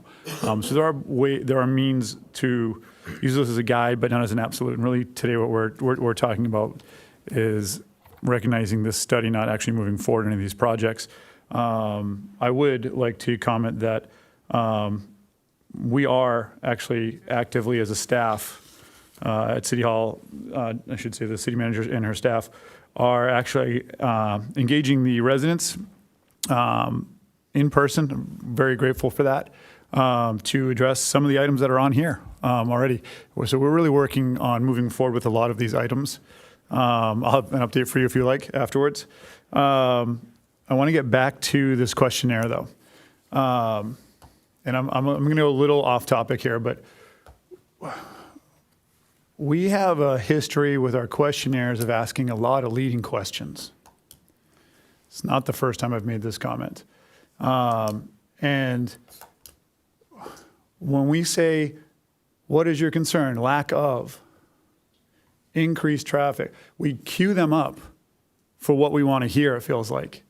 It's not the first time we've done this. We did this with a sales tax initiative. We did this with a few other issues. And I don't know about these consultants we're using for these studies, but they don't need to be pretty. They just need to be objective so that we get clear answers, not pointed answers, not driven answers, not the answers that we're looking for, the answers that they want to give us. So going forward, I think it's really, really important that as part of our goal, and we all have a goal up here, we really want to communicate better with the public and open those doors back and forth. And I know everybody here is totally committed to that. I want to make sure that this, because this is a huge piece of the way we connect with them, with everybody, that these are done, these comment cards, these surveys we take are done in a way that is a little more neutral. And I know I'm off topic, but I think it happens up here repetitively. I see it over and over again. And I really want to encourage us as part of our communication, if we want to be transparent as a city, we need to make sure these are not leading questions. They are objective and they are simple so we get everybody's answer accurately. I apologize for going off topic. I do want to acknowledge as well the ITF group that did a really good job and worked really hard on this, putting this list together, and staff working with them. So, and Bruce and city manager for bringing this back to our attention. Okay, Councilmember Schaefer. Yeah, thank you. I would second what Jim had to say, that there are a lot of leading questions. I mean, the first question itself, right? What are the top infrastructure concerns with the future growth of the city? Lack of active transportation facilities like bike lanes, pedestrian walkways, increased traffic delay. So they're basically taking us down a path where, you know, wanting to hear what they want, their objectives are. So obviously were. The thing, I'll go back to what Mayor Ehlers was saying about this. I like this chart. I like the donut chart that it comes with. I would agree with you that, yeah, exactly. It doesn't require us to go straight down that one for one when there's certain areas of need. Obviously, a classic one is Leucadia. It's been right there along the rail trail, like you just mentioned, Patty, that there's a lot of need there because of the amount of people living there, some of that situation. So the need to be able to get on that road, to be able to get up and down it, whether it's a walk, a ride, or a drive. There will be parking there, just so you know. But I do like the way that it's set up, and it gives us it gives a low, medium, and high in a couple different areas. It gives us a direction to kind of think about as we're having a debate as to where we'll spend our money, which is the follow-on after we do this in the next couple months. So I'm appreciative of this, and I thank the staff for all the information you're providing us. All done? Okay. I'm going to hop in here. First thing, and Councilmember Schaefer talked about it. We call it jokingly the donut chart, and it basically has 3 columns, whether it's approved, designed, or funded for construction. And it's a way of tracking all our capital projects in kind of priority order. This has been the practice in the city for a while. It's good. I hope we will continue this because it's as though ITF is the big wish list. As they get at the top of that list, they get moved over to the capital. As we are going through our budget cycle this year, coming up, will culminate the end of June, right? We will add more projects here. And you'll notice that some are red down here where they're not funded for construction. Some have been designed but not funded for construction. Some have been just designed. So it gives us a little quick chart that we can look at. And as we go through our budget process, and we'll have our workshop coming up on City Manager. It will be next Wednesday, March 26th, in this chamber at 4 p.m. 4 p.m. Yeah, and that's the first budget workshop, and then there's the second budget workshop the following month. That would be Wednesday, April 23rd, in the chamber at 4 p.m. She has it memorized. Isn't that great? And so this is what we'll be talking about, these projects. So where I'm going is that there are a few projects on here and on this list that I think I will be advocating for. And we'll talk a little bit more about this grant in the next item. The La Costa Avenue improvements is a clear safety issue, as well as the Vulcan pedestrian path. So I think we're talking about that very path here today. I actually wanted to bring up one thing. June Hunsberger had sent us a note saying, hey, okay, good. And I'd ask the city manager, this is available on the website today, the latest version of this. So it's a good tool to have. Everybody, I carry it with me, literally.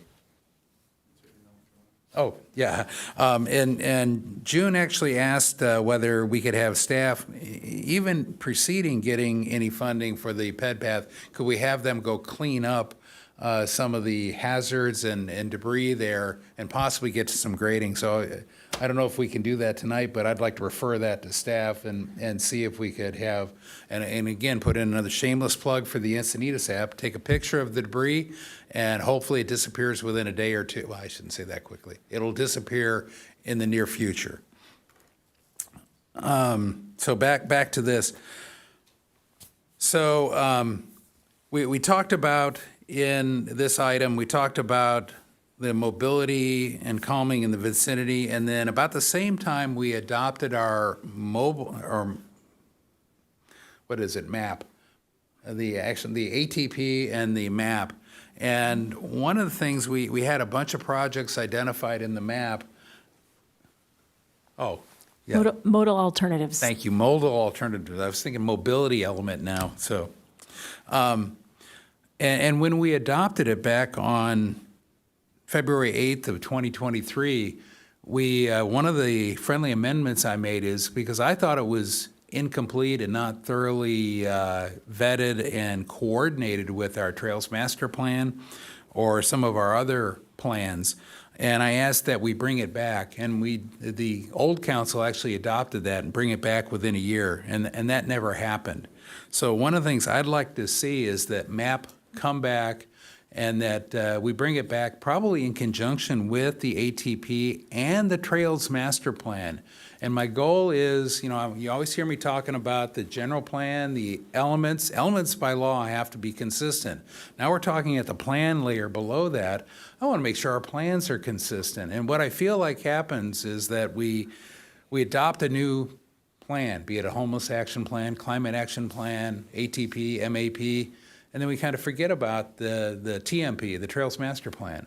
And so I'm trying to bring us all back and finish up the job I don't think we quite finished almost 2 years ago now. So, and I think that all has to do with how we prioritize the capital projects we do move forward with. So that's my one comment about safety and mobility, because that plan would define where we're going. And that's all I have. Anybody else have comments on this? This is another receive, I believe, and we don't need to vote on anything, correct? Okay. Yeah. Okay. So if there are no other comments? They were just restructuring the priorities of the top, or not the top six, but the top six in location to vicinity of housing element sites. No, that's the top six that were not designed at the time. There were others that were already being paid for to design. So it is not the top six uniquely. It just happened to be the top six we wanted to move from consideration into being like 30% design, correct? Not even 100%. We had other projects that were already in 100% design because, quite frankly, they were even higher priority. So that's why, that was my comment earlier. I didn't want to confuse that these are the top six that a previous council said, they're up there, don't get me wrong, but they were just moving up the food chain because, as we'll get into it in the next item, the closer you get things to full 100% design, the more likely they're going to win grant funding. And in fact, this is where the Vulcan item is not fully designed, so it's going to be hard to get an SGIP grant for it, where some of the other projects are there ready, shovel ready as they call it. Yep. So. Well, the idea that it's in the vicinity of the housing elements, assuming that that's partially to get either grant money or impact fees or developmental fees to be able to help. And I think at the time, it's also very noble that we want to fix some of we want to mitigate some of the issues brought on by the housing element sites. Got it. So we were putting a focus on those, trying to move those projects along, getting them closer to the potential of getting grant funding or us funding them ourselves. Got it. I'm going to add on with a comment that I think was really, I thought I was going to be using it or bringing it to our attention during the Sandex Smart Growth Incentive, which is 10C. I think something as I look over all these projects that becomes very crystal clear to me is that we need to, before some of these projects go anywhere, we need to reevaluate our mobility plan and maybe even to some degree make sure that our general plan, if we're moving forward with an intention to work against, to protect the city or put some bumpers in the city to help us in future endeavors. Some of these projects either change significantly or change entirely based on those changes. So I think as a council, it would be important to start to prioritize that action so that projects don't fall off the wayside that shouldn't, and so that staff doesn't spend time on projects that maybe look different down the road. Yep. And I think you're saying bring back some of the, like the ATP, MAP, and Trails Master Plan to make sure it's in alignment with the current general plan and our where we're going.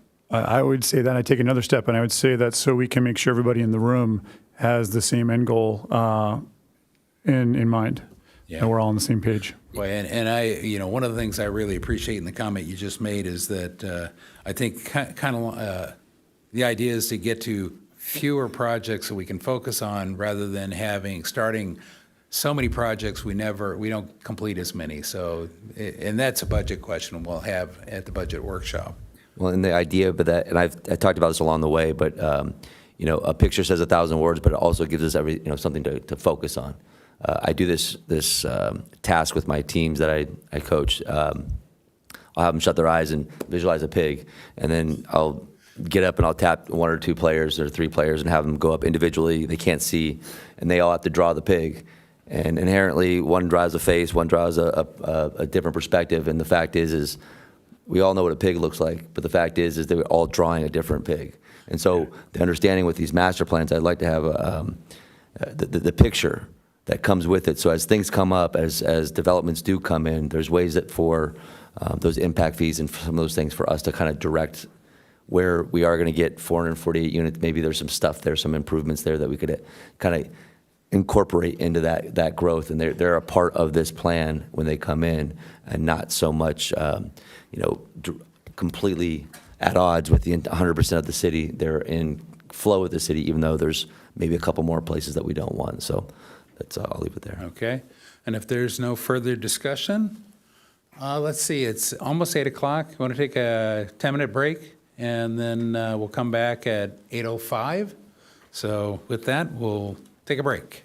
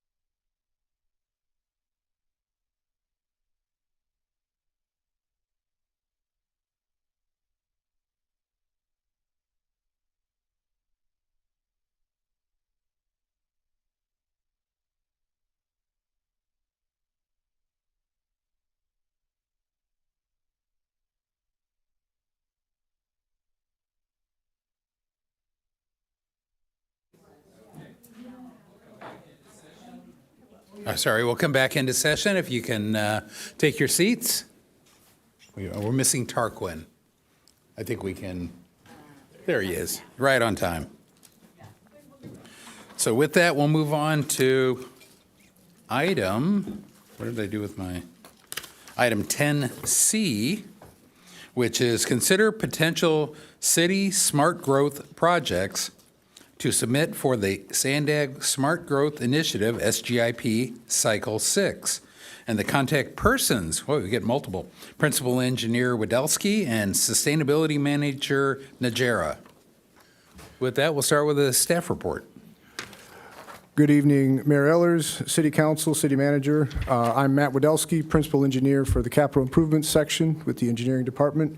With me is Crystal Nahara, the Sustainability Manager, and Jill Bankston, the City Engineer.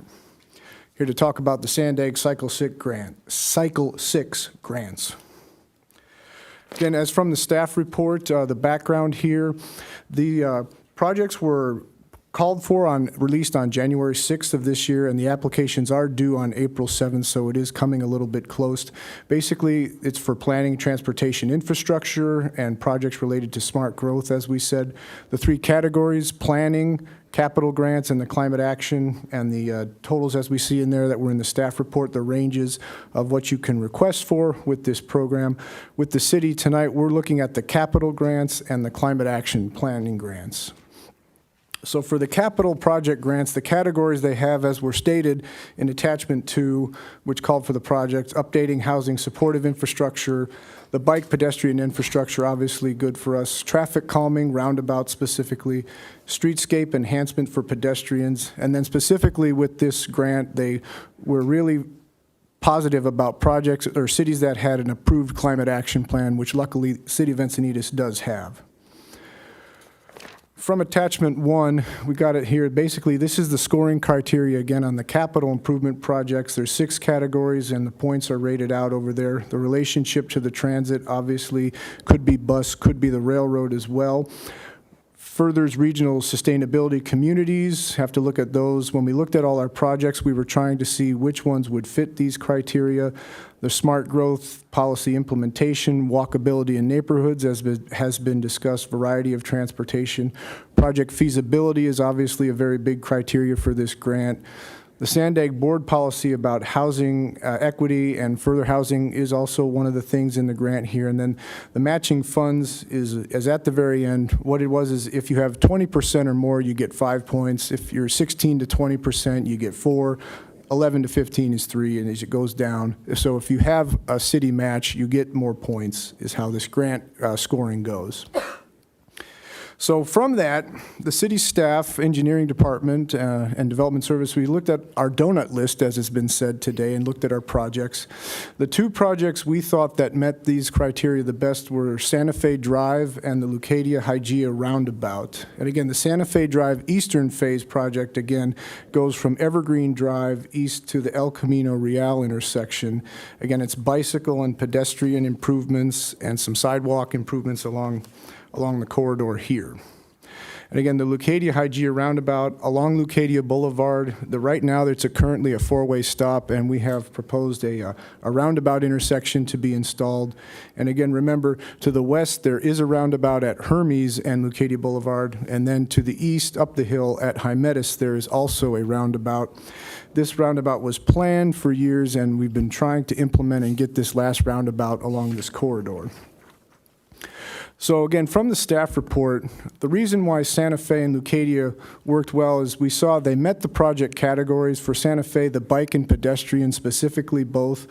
What we estimate is if we would get $2.5 million for this, we obviously have funding in the project right now which could cover the match. And this $3.2 million roughly, along with the ATP grant we already have, would be more than adequate to cover all of the funding that would be needed to construct the eastern phase. And the Hygeia roundabout, again, we would ask for the maximum amount, 3.5, and the city did recently receive money from the federal government from Congressman Levin for $850,000, so that could be used as the match. So the good thing there is we have it identified already. With the Santa Fe, if by chance we do get a grant to do the work, then money that's currently in the project right now, we have general fund, we have traffic mitigation fund, that could be used elsewhere in the city for other things. As the budget process is coming up, that could be used very well. Again, these two projects, again, when we looked at it, they score very well on relation to transit, smart growth implementation, the project feasibility, and the matching funds. So 4 of the 6, we feel very strong on these 2 projects. And then now we shift to the climate action side of this. Again, there was the capital side and there's the climate action planning grants. The 5 categories you can do with these projects are getting new caps, updating it, the greenhouse gas emission reductions and the emissions inventories, as well as cap implementing. The city is looking at doing the greenhouse gas emissions inventory climate action grant for this. And what has happened is the city has gotten into a partnership with some of the other municipalities around the county, and the plan is to have 2 rounds of GHG emission inventories grant going forward with the lead agency, and Solana Beach has volunteered to be the lead agency for submitting these grants for GHG emission inventories. And again, as we know, the costs need to be, we haven't identified it yet, but it has to be in this range of $150,000 to $400,000. So the recommended action we have, number 1, for council to provide direction on which eligible capital projects to pursue. If it is recommended to pursue a project or 2, authorize the city manager or designee to accept and apply for and administer the grant for Sandag. And then the 3rd is authorize Mayor Ehlers to sign the attached letter in attachment 6, which is with the city of Solana Beach to apply for the GHG inventories on the CAP project. And this concludes our presentation, and we're here to take any questions. Okay. I've got some questions. Anybody else, if you'll punch in? First one is, you showed if you can go back to the Santa Fe one with the Santa Fe match of 600, there you go, 625. Is that the savings we got from pausing Santa Fe? Is that where that available match came from, or is that additional 625 beyond the 675 we didn't spend? This is additional to what we did not spend, because we always had money budgeted for the western and the eastern phase, as well as we had the Blake Spear grant, we have ATP on the east side, as well as general fund and traffic mitigation. So this is in addition. So there's additional money there. And then for each one of these applications. Sorry, can I clarify real quick? Absolutely. I didn't understand that, so I want to make sure that we're all on the same page. So we wouldn't be asking for additional funding to make this match. This match is already available in the project budget. Right, and that's exactly why I was asking. I wanted to make sure that that wasn't also the same money. Should we move forward with the intersections, there's separate money that, I want to say $675,000 that we paused and we said we'll save. I didn't want to double count. Okay. Yep. Cool. And so as we go forward, I think in my briefing, you told me that these grants, and they're pretty complicated processes, as you showed us in the staff report, wow, that we'd be hiring a grant writer and it could cost us roughly $20,000. Is that per grant to apply? That would be per application. Per application, okay. So each one of these projects could be a $20,000 gamble to make back the higher, some portion of the 2 or 3 million. And then, let's see, where was I going with that? We also sent a follow-up email. I'm not sure if it was Crystal or Matt or Jill, about the history, because this will be the 6th cycle. Can you cover that and give the public a understanding what how many times we've applied, how many times, what we've won? I thought it was quite informative. Thank you for putting that together. So what we found is in 2009, the city applied for the parking lot improvements on the southwest corner of Vulcan and East Street, and we were not successful In cycle 2, the city of Encinitas apparently did not apply for any grants. In cycle 3, the staff, we did not apply because we didn't have an approved housing element at that time, back in 2015. And in cycle 4, the city did not apply for any grants, and the list is still waiting to be, it was awarded, we found who was awarded in 2018. There were about 8 cities that got full, 3 got partial, and then there were about 5 or 6 that did not get any recommendation. And in cycle 5, the city did not apply, and we're still waiting for those results. Okay, great. Thank you. I thought that was quite useful. With that, I'll recognize Councilmember Schaefer for clarification questions. And thank you, Mayor Ehlers. Quick question. So we had choices in going back to the previous item that we were just talking about. Was there a reason that we didn't put the Vulcan project on this as the Vulcan, North Vulcan, as a possible? The big reason why, when you look at project feasibility, it's 30 points on the application, and it's mostly you want to have a project that's shovel-ready. It's been designed, it's been through the community involvement, it's had its planning project approved by the Planning Commission, and it's basically ready to go. In Vulcan, we really have just started, we really haven't done any design yet, it's all preliminary. So it wouldn't score as well as Santa Fe or the Hygeia roundabout on this category. Okay, well, this is good conversation to have these 2 items back to back, because I think this is important to understand for us as well, obviously for the citizens to get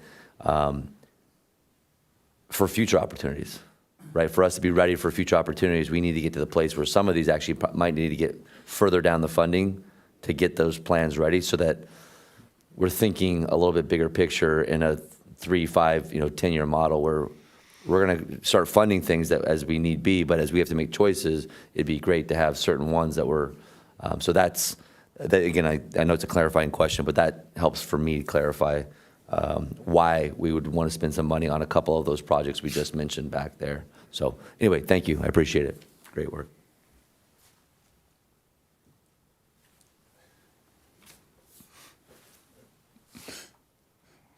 My daughter left me a note. Yeah. They're all getting a kick out of it. It says, have a great meeting, Uni? Yeah, Uni, yeah. Sorry. I was laughing at it, enjoying it. I'm pretty lucky. It makes me power through and reminds me why I'm up here. Couple of quick questions. I think I'm next up here, right? Yep. Couple of quick questions. On the $850,000 from Congressman Levin, is that earmarked for Leucadia and Hygeia, or is that something we could use elsewhere if we didn't get this grant, or if we just decided to use it elsewhere? Not that I'm insinuating anything with that, because I know people are waiting patiently for this roundabout to happen, but I just want to know about that money. I got it. No, it can only be used for the Leucadia Hygeia roundabout. Okay. And then lost my page again. I think it was 6. There were 6 or 7 items that were really close. Were there other items that were close? And maybe this is a follow from Luke's question, but other items that were really close that could have been put on this based on the Cycle 6 SGIP draft evaluation criteria. Based on that, were there like 4 or 5 other projects that were really close that we didn't choose for a certain reason? And Sure. La Costa Ped Path, as was mentioned, that is at 90% design. We have done a community participation plan meeting with that project. It's getting close to finalizing design again, but there isn't any money right now funded for any construction, so there's no match right now, is one thing. We did also request from Assembly Member Bonner to get funding for this project just at the end of February. So that was why we were a little apprehensive to say maybe we should wait to see if we get that instead of putting it on this project. We also thought about Trail 82. Obviously, Trail 82 is at the end of design. The problem with that one is it says bike and pedestrian in the criteria, and Trail 82 is mostly pedestrian, maybe equestrian as well. Right. It doesn't say anything in the grant about equestrian, so we weren't sure how well it would score on the feasibility and some of the other criteria, and there isn't any match available right now for any funding for that. Super. I think, and then if we apply for any of these grants and we decide that direction has changed, do we forfeit money? Does it cost us anything? Obviously, the $20,000 to apply, but do we forfeit anything else? Or once we send that grant application with any of these, are we committed, for lack of a better way to put it? Well, you're committed if it gets approved. If we apply and we are not successful, obviously, then we don't get it. But if we apply and then we get approved for the grant, then we really lock ourselves in, and it's really not good practice to try give money back. They really want you to say, we're serious about using this money and building a project. So we don't try to look at giving money back. Okay, so we'll be able to edit this before it goes back to them this time, will be the question. I think to clarify that, it would still have to come here to get officially appropriated, correct? You're just saying it's poor performance for future applications for grants if you don't use it once, if you win it. But we're not compelled to actually go forward with the project until this board approves the project and funds it fully, correct? Well, the project wouldn't go forward. Obviously, it would come back to council to approve a construction contract, and we would say that, funding is adequate to do that. If the council would say after we applied for the grant, we got the money, that then they don't want to go forward, then we would have to obviously give the money back. Yeah, I understand that, but I'm saying that there still would be a step where the council would have to approve moving forward with the construction of the project. Correct. Awarding yes. the contract. Design immunity and then awarding of the construction contract. Yes, can I add really quickly? But if we spend some of the grant money on design and then we don't move forward to construction, we may have to pay back that design funding. Okay. Of course. My last question is on, I believe it's the fifth item on, or the last item on the letter. 150,000 to 400,000 is a pretty big swath of space to commit to. So I'm wondering if there's a way to get a better idea as to how much we're going to contribute to this before we commit, because there's half of our Santa Fe Drive 3-phase money if we were going off this chart. I mean, I know it's based on a grant, but we are that $300,000 could do a lot in the city before we commit it or not commit it. It'd be nice to know a little bit closer on that number. So yeah, unfortunately, because there are so many partners in this project, and so the cost estimate for what it would cost to do the inventories for all of those cities hasn't been determined yet, which is why for this request, we just estimated that, of course, when we apply for the grant, it would be within that range of the grant award, which is $150,000 to $400,000. For the greenhouse gas emission inventories, we're not proposing to offer a match, so there would be no city funding out of our pocket. It would be all just grant funding coming to the lead agency to do those inventories for the city, multiple cities. Thank you. And just one last clarification is making sure that, so tonight is by and large our commitment to doing this. I mean, for all intents and purposes, without looking bad or having some future issues with future grants and them not liking us because we give the money back, tonight is that moment. So it's just confirming that, right? If we get the grants applications. Correct, of course. But we do have to submit these by April 7th, so we do have to move pretty quickly. If we win the lottery. So, okay, I think we have two? Public? I think we only have two. Only two. I think the third person left. So it's Patty Stottlemyre, followed by Carol Main, and then Andy, but I don't see Andy here any longer. Oh, can you put the slides up for me? Thank you. I'm just going to put this aside just in case. I'd also like to say no on support for supporting Solana Beach, for helping them with their greenhouse gas inventory. Okay, 10C, smart growth, city smart growth projects, and Sandig smart growth. Santa Fe Eastern Phase improvements, $2.5 million additional expense. Please use that money to undo the recent dangerous Santa Fe improvements. Leucadia Hygeia Roundabout. Does every cross street on West Leucadia Boulevard need a roundabout? Sandag says it needs smart growth policy with 10 basic principles, of which a few are take advantage of compact building design. Sounds like Quail Meadows, and the other one going next to it. Okay, create range of housing opportunities and choices. Is that high-density apartments or high-density apartments? Create walkable neighborhoods.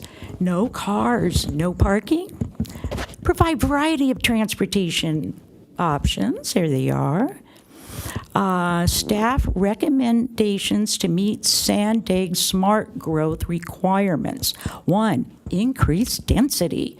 2, 3, establish density minimums. 5, promote walkability and multimodal transportation. Narrow travel lane width, increase bike lanes, decrease street parking, build medians, pedestrian refuge islands, create zoning districts without need for discretionary approval process. Complete streets. Rose Chiori has that in her book. On the right here, 10 miles per hour we're getting down to. Looks so much prettier, doesn't it? No cars, a walking, biking utopia, 15-minute city prison. World Economic Forum says, this is how rice is hurting the planet. AARP, why older Americans should give up their cars. Today, tossing the keys often means freedom, not infirmity. Bicycling is freedom. Life is better for everyone when more people ride bikes. More freedom. Have we been subjected to psychological programming? Some things are better than money, especially Sandag money, like independence and freedom and the Encinitas way of life. I'm just asking, maybe say no to all of this, please, although I appreciate the staff and all their work. Thank you.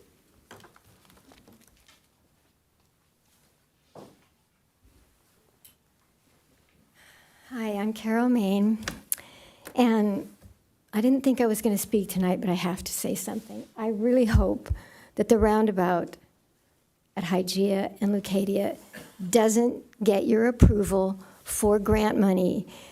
I have been on that street probably 2 times a day for 54 years. Before Leucadia went over the freeway, we were there. And children and grandchildren of mine have gone to Paul Eckie School. I've driven there. I've driven my grandson and my daughters to high school. I've been at that intersection. I see the guy now who waves every day, and I've seen the police there catching the speeders who don't stop at the stop signs. I was one of them, probably, back when. And honestly, a roundabout is the biggest waste of money you could spend your money on. People are coming down the hill so fast, if they don't have to stop, they're not likely to stop. This is where kids cross the street.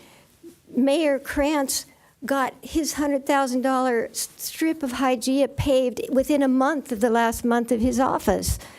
But why in the world would you put a roundabout and no possibility for kids going to school to cross that street safely?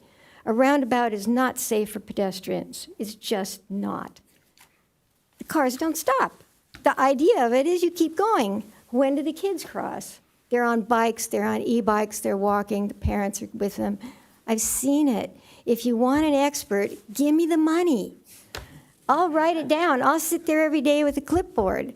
You don't need to pay somebody heaps of money to say this is not a good idea. It's not necessary. In the scheme of things, in the big plan, in the general plan for this city, that roundabout is not necessary. That's all I have to say. Thank you. Okay. With that, Councilmember Schaefer. Oh, that was from before? Okay, then I will happily hop in there. Let's see, where do I start? So just some more comments. The matching points appear to be 0 to 5, yet I see all these other categories that are 25 and whatnot. It seems like providing a 20% match over providing a 15 or even a 0 match isn't that many points in the scoring system. Am I reading that correctly? That's correct. Wow. That's correct. If you look on, it is attachment 1, it goes in there, it says, 0 to 5% of local match is 1 point, 5 to 10% is 2 points, 11 to 15 is 3, and then 20 to 25 is the max for 25% to get 5 points on the application. Yeah, that just seems like a minimal amount compared to all the rest of the rubric. I thought, it sounds like we already covered it, that the Vulcan would be a one that I'm sure would be very popular to put on here, but it's not designed. And I'm glad you brought up both the La Costa Ped Path and Trail 82. I actually look at those and, well, let me go to some other questions first. For the Hygeia roundabout, would the 20,000 for the design come out of the 850 that we could we charge that to the money we already have? We would use our operating budget, so we have some operating budget in the engineering department to pay for a certain number of grant applications. Now, why wouldn't we use the money that's earmarked for this project? Or For the Hygeia roundabout? yeah, It hasn't been appropriated yet because we don't have a firm path forward because we can't fully fund the project. okay, so it's still a little in limbo out there. Yeah. Okay.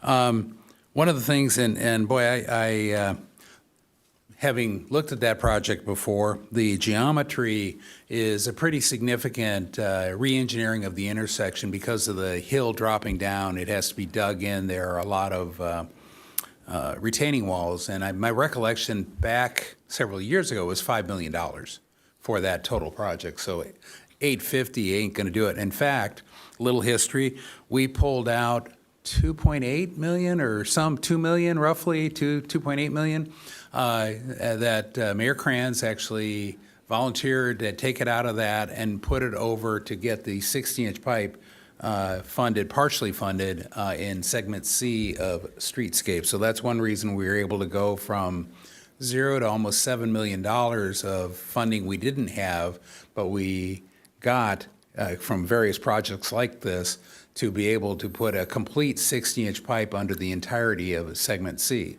Otherwise, we would only had the 60-inch pipe under 1/3. Now, the day it happened, yeah, I brought up the problem that we were doing the icing on the cake, as I like to call it, but we were only putting the filling under 1/3, and then we were going to have to rip it up 2/3 of it.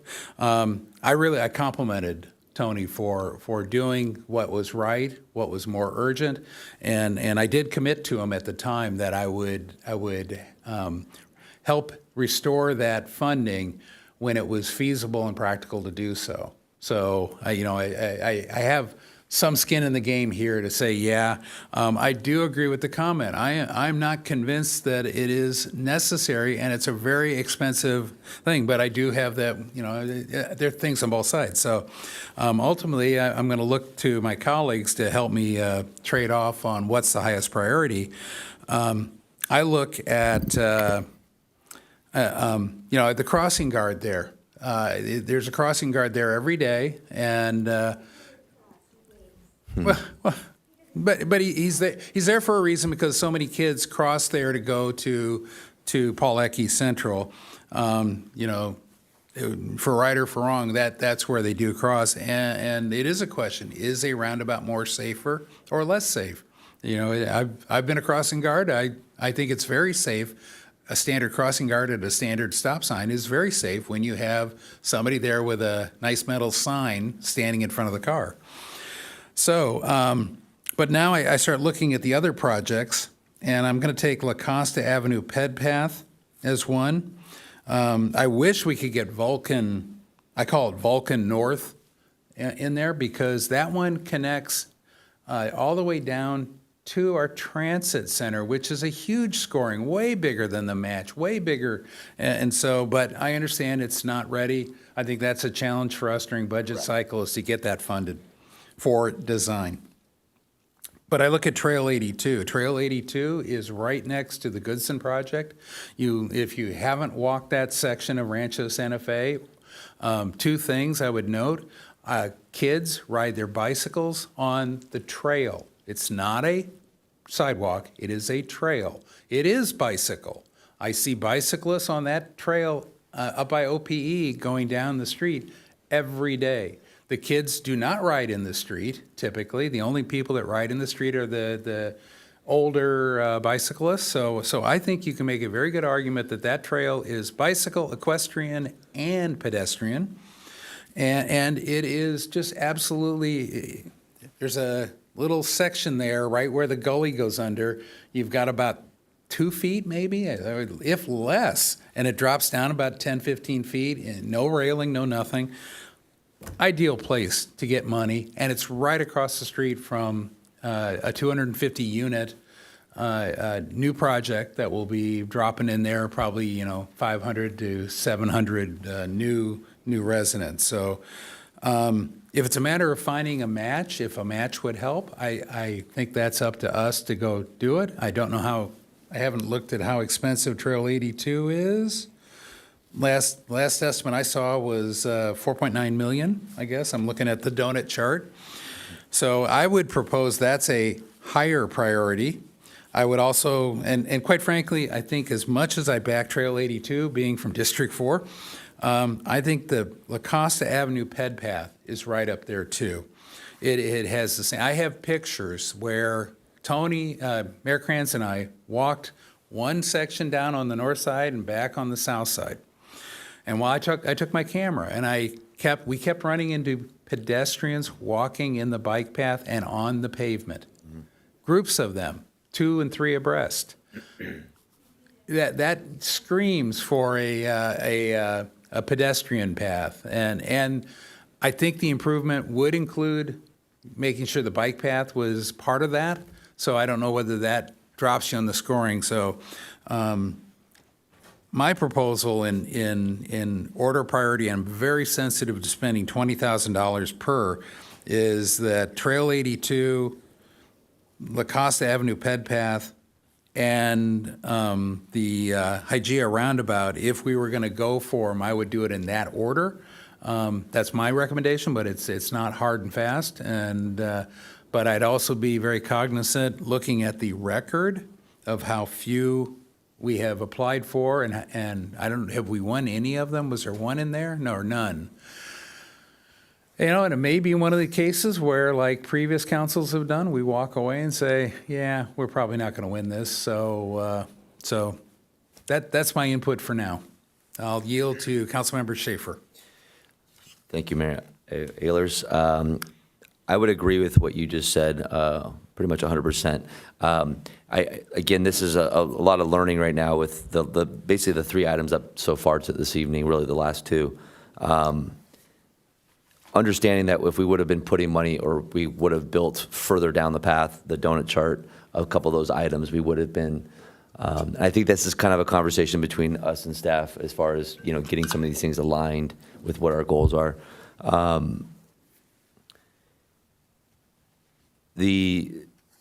The La Costa Ped Path, I feel like I would put that at the top of the priority as well, because of the new developments that have gone in there, the Trident, the La Costa 48, 46, the Cove, whatever you want to call it now. And then you look at how few or how little attention they've really been getting over the years, even as really La Costa Avenue has been widened on the east side of the 5. All of those things that need to happen to really, and then Alea Maria is right there as well. We have tourists coming in, so there's a lot of value to that. Currently, with the state of Santa Fe and its current situation, I know Santa Fe East is a totally different design. It's got different needs, different requirements. Not fully comfortable with that currently, and then As far as the Hygeia roundabout, I couldn't agree more with I think when the Hygeia roundabout first came out, I'm not sure if the other two were already in works because I wasn't around for that, but it just seems like now that we already have two on either side of that intersection is now uniquely different. Before, when it was, before the other two had been done, and because how long ago was the Hygeia? Yeah, and they were originally proposed together, but the budget limit took one out. Yeah. So, but now that you still have two, one at High Meadows and one at Hermes. So it does make a difference in calming that area already. And then, like we mentioned, the gentleman there waving does get your attention. Whether he's standing out or not, he gets your attention that's the time of day the kids are coming out. He's usually out there early and he stays there late. So, good on him, right? He's heaven sent to kind of really protect those kids going off the beaten path. But more to staff, more of a comment, and I appreciate all the great work and all the hard work for this. In the future, I hope to get a little bit more heads up getting into the grant season and having some of these things further down the path with the shovel ready, so that we can get those projects, because that's a big part of what we're trying to go after, especially with the impacted areas of the enhanced housing that's coming in. That's since 2018. That's been probably my primary thing, is the safety for a lot of these locations and being able to enhance the walkability to and from schools, to and from parks, the beach. Those are the three big ones. So I'll leave it there for right now.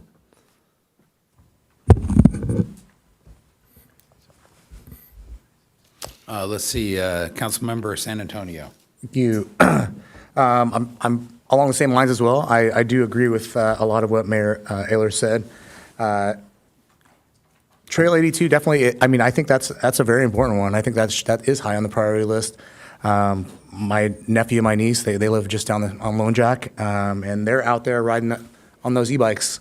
A whole groups of them. They're all going, to the fishing spot, to the beach, trying to get down El Camino Real to school. So it makes a lot of sense to me to have that be on top of the priority list. But I also know that there's been, only in the few short weeks that I've been here, I've heard La Costa pedestrian path come up multiple times in public comment. I'm not always down there, but clearly it's come up enough that I remember it, and I remember people talking about it, how dangerous that area is. So I've biked it enough, definitely back in my day, but I don't want to say that it's more important than Trail 82, but it's definitely up there. That's definitely just like Luke said. There's definitely some high priority. Alila Maria is there, just like you said, and there's a couple of projects, housing elements that are there as well. So I definitely do also agree with that. It would be great. I'm just, this is I'm also learning about the shovel ready, getting it there. So getting to that point for the future definitely is helpful to know that we need to get X amount in order to qualify for these other projects. So I guess I'll just leave it right there. Okay, Councilmember O'Hara. Sure. I'm gonna pick up kind of where they tapped into. I think just to start, I've got a few things to add to this, including bringing it back to the items we're looking at. But I love this idea that they brought forth of getting things shovel ready. And I think as a city, when we know the grant opportunity is coming up, and I'm just going to use the infrastructure task force list because it's in front of us and it was here tonight. If we have 10 projects that we know we can get ready for this grant cycle, maybe in the last month, we move those up the list for that month as part of it. And I know we can't move the whole list up. You are incredibly busy and we need to respect that time. But if there's 10 projects, 5 projects to expand this list of options, I think that would serve everybody really well. And we don't end up in a situation where we are choosing a very finite, in this case, number of projects where it feels like it's all or nothing. I don't know if that's fair to say, but I think that's a great point. I'd love to see, I think that's something we can do. Hopefully, I think you guys are up to that task. And there's probably, I'm guessing, enough projects that are close to doing that. I want to touch back to the Trail 82, I think is a forgotten trail in this city. I think it's something as a council, because it's not on this list, is going to come to us to make sure it stays on the list going forward. And I want to expand in the future. When we talk about the Vulcan path, I think it's important to remember that we are going to be looking at it as a city prioritizing putting crossings in Leucadia.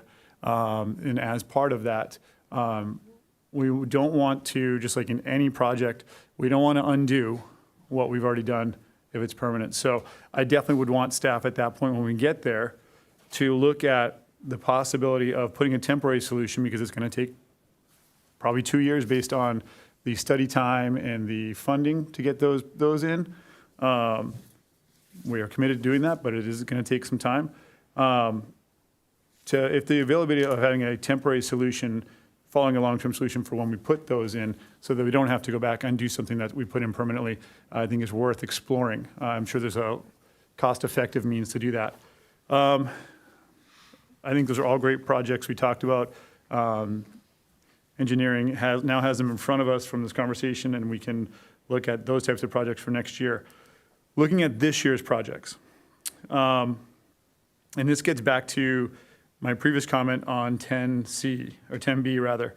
I think the council and the staff, engineering department, traffic and safety mobility commission need to get on the same page. And I am not going to support Santa Fe Eastern Phase because I am not looking to do a protected bike path on that side. I don't know that that is something that's in our thing, and if we have to commit to that protected bike path that I see on here, I'm not willing to commit, because I'm not sure we're going to do that the whole way. I'm not sure what we're going to do, but I don't know that we're going to do that, and I don't want to commit funds in our city to something that we don't know we're going to do. So, Leucadia and Hygeia roundabout,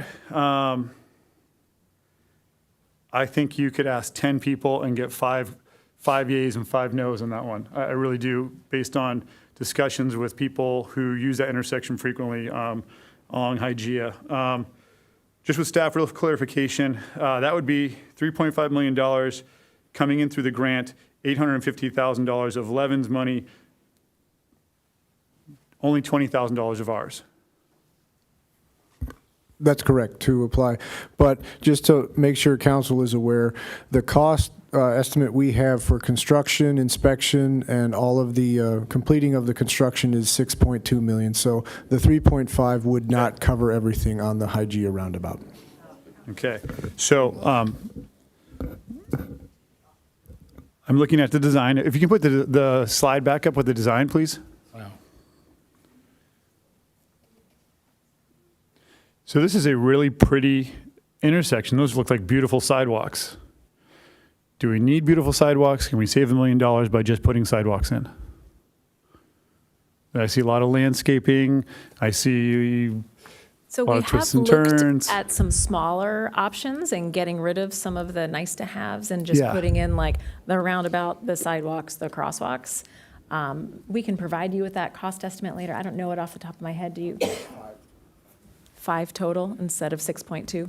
1.2, that's a whole another project. A couple projects we've got on this other list, right? So I don't know if that's something we can change in a submission for this, and I'm only speaking for myself. There are 3 other council members and Deputy Mayor Lins, who is not here, unfortunately. But I would be a lot easier to support this project if that $1.2 million were sitting in the city's pocket instead of going to a landscaper. I do. I know the letter to the environmental letter that we're asking Mayor Ellis to sign could be controversial for some people, for sure. But I know that Solana Beach is a city we want to work with and support. Yeah. And I'll speak to that too. And they've offered to support us in other activities. And so at this time, I would support the letter. I will not be supporting when we get there, and I'm not making a motion because Mayor Ehlers wants to speak still, to only support the letter and not support the rest of this. That's pretty close. Okay, cool. Well, I'm up next. And so just to clarify, I think there was a mischaracterization of the letter. The letter is not for just Solana Beach. It is Solana Beach being the lead agency, and actually we get to kind of ride their coattails. And the neat thing about this is Lisa Hebner, who is the chair of SANDAG, is the mayor of Solana Beach. And so this is likely to fly through SANDAG. So this is basically a free ride for all the other North County cities or whatever cities were on the list, right? So I'm seeing, Crystal, did you want to comment? Yeah, that's correct. It would be a joint project with 7 cities total and the county, and all of us would be receiving greenhouse gas emission inventories for our city. So Solana Beach would be the lead, but they would be the lead administratively, and then we would all equally receive greenhouse gas emissions inventories, which are needed for us to determine whether we're meeting our climate action plan goals or not. And they would be done through a common methodology, which would be, wow, what a concept. Do it once, do it all together, right? So I support this. I think this is very sensible. So I'll move approval of the letter only, because that's when I thought if I can get a second on that, we'll. Second. Yeah. And then Councilmember Schaefer, and then I'll come back. Yeah, so yeah, I'll approve the letter. I'm definitely on that, as the air does travel to and from Solana Beach regularly. The part with Santa Fe is I would love to improve the east side of Santa Fe, because it does. I think that was probably the part that should have gotten done first, in my opinion. Can I interrupt you just for a point of order? We have a motion and a second on the table. Yeah. So we should stick to discussing that motion first, and then we'll let you have the floor again. If there's any other discussion on the letter, anybody else, can I just call a question, and then procedurally will be within Robert's rules? And then I'm going to give you the floor right back. Still, okay, Yeah. sure. Yeah, it's just, I'm trying to follow a little bit of Robert's rules. Yeah. And that motion carries unanimously with Deputy Mayor Lyons absent. Okay, thank you, Councilmember Schaefer. So You have the floor again. The question, well, it was somewhat, it doesn't matter at this point. The question was if there was a way to split those funds, because I think I've made a couple different statements up here. I really want to get to the place where we separate bikes as much as possible in areas where we encourage them to be on streets that are already going the speed limit of the bike speed, not trying to keep up to a car that on Santa Fe that's going to be possibly going up to the 40, 45, sometimes 50. Yeah, they might be speeding, but the fact is they do that, right? The bikes can't go faster. They can't top out any of that. So the one thing I have an issue with the east side of Santa Fe is I'd rather put those bikes, and when I say those bikes, I'm referring to children that don't have licenses yet, that don't understand completely how cars operate from behind the wheel model. And to put them on Melba would be I think a safer option on a road that already goes 25 miles an hour, now down to 20. So that would make sense to have a car. If a car's there upset behind a bike, well, that makes sense, but you can go onto Santa Fe and go slightly faster to get to where you want to go. So that would be the one thing, is if Santa Fe, if this money could have been split to improve our bike paths in a different location while we improve that road, but it doesn't sound like that's the ability of this grant. No, the project would have to be shovel-ready, and the Santa Fe East design, which we have completed, it would have to be used, the money would have to be used for that project specifically. Gotcha. And so that, I guess, I haven't seen the Santa Fe East designed in its completeness. So that's, again, I think we're just a little out of order, and I appreciate all of the hard work that you guys already put in. But for me, I would agree, we already voted on it, so it doesn't really matter at this point, but it's more for direction in the future and future items is as we get back to maybe a conversation, I'm not sure when, maybe on an off council meeting week, we could continue with another staff briefing. I'm not sure if that's something, Jen, that we could do, is we could continue a staff briefing on a non-council meeting week so that we can have conversations specifically like this to follow up on this type of information. I mean, yeah, Councilmember Schaefer, I mean, we can definitely do briefings with council. Obviously, there's no voting or anything, and we would take everything to a public meeting, but yes, I mean, we could do additional briefings on.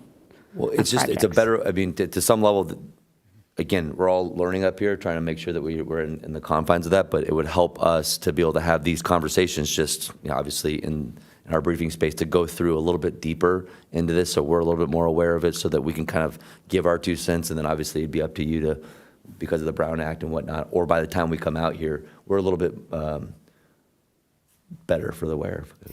Yeah, Councilmember Schaefer, one of the things we do, sometimes when we've got projects coming up or specific things, we do what's called a 2-2-1, because we can have 2 council members together, and since there's 5, we'll do a 2-2-1. And we will tend to do that, for instance, I think you've seen that, I think Crystal Nahara did some updates on CAP, so we can do that. So we can certainly do these in the future, and we can schedule briefings on specific items, especially of interest to council. Yeah, and I'd like to get that ideally sooner rather than later as we're getting into the budget cycle, and that's a big part of what this is pretty much everything, right? That donut chart and our budget is, you know, uniquely connected, and so to have this conversation prior to that is going to be very important. So I'd ask if we could get those scheduled prior to that. So, And I think that's one reason this was brought back tonight, is so that we could have this and the previous item, actually, the ITF, so that that this council had some of that background. yeah, but we kind of all set it up here, and Jim said it, like if we would have known earlier, we could have put a little bit of, obviously it wasn't shovel ready, but that now gives us like, hey, it changes my ideas of how we need to get this donut chart shovel ready for future grants. Yep. So, Okay, so, Can I have just one more thing?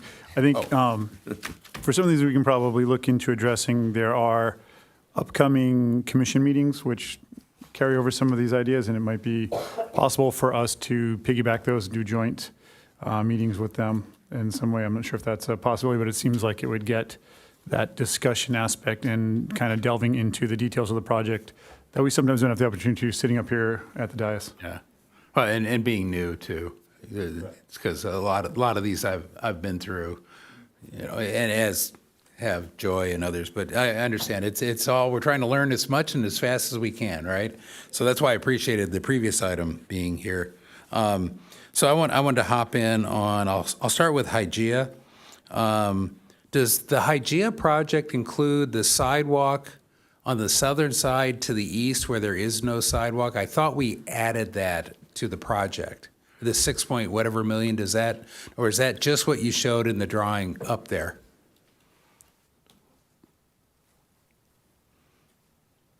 Okay.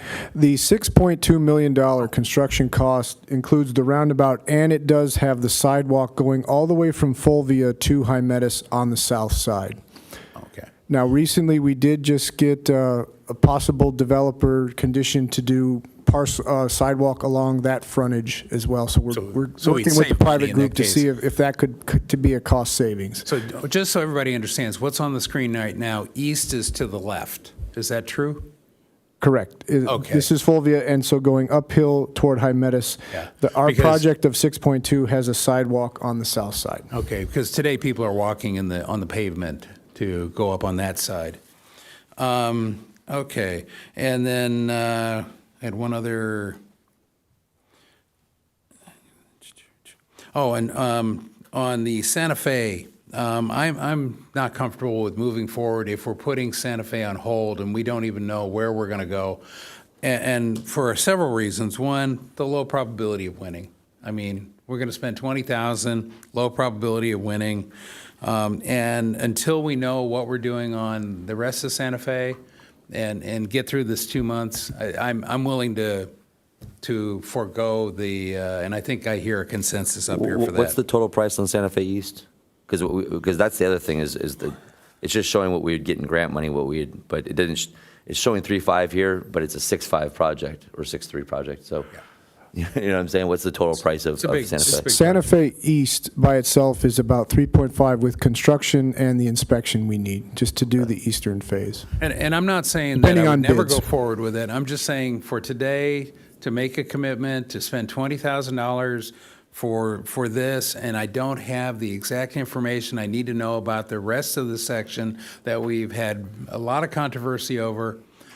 Discretion is the better part of valor. I think with the consensus here, hold off. On Hygeia, I'm in pretty much the same position. That $5 million, I think a lot of that had to do with the grading of the pavement and literally taking it down to have a flatter spot and putting in retaining walls. That's a lot of that cost there. And I think that, Carol, you made some good arguments. I think at least half the population out there would agree with you. And it's a pretty controversial issue. And that's $5-6 million now is what I'm hearing. So it's actually gone up from our old estimate. And I'm not ready to go look for that kind of money because I don't think the grant would even cover it 100%. And we'd have another lump of pledged money sitting there waiting. And we'd still have to come up with other budget. And then, Marco, you supported the Trail 82. I think Trail 82 is a candidate, construction-ready, bicycle, equestrian, and it's a critical connection. I'd like to see it here. And I think I'm willing to bet $20,000 on it. And let's see, what was the other one? We had one more on there, right? Acadia Ped Path.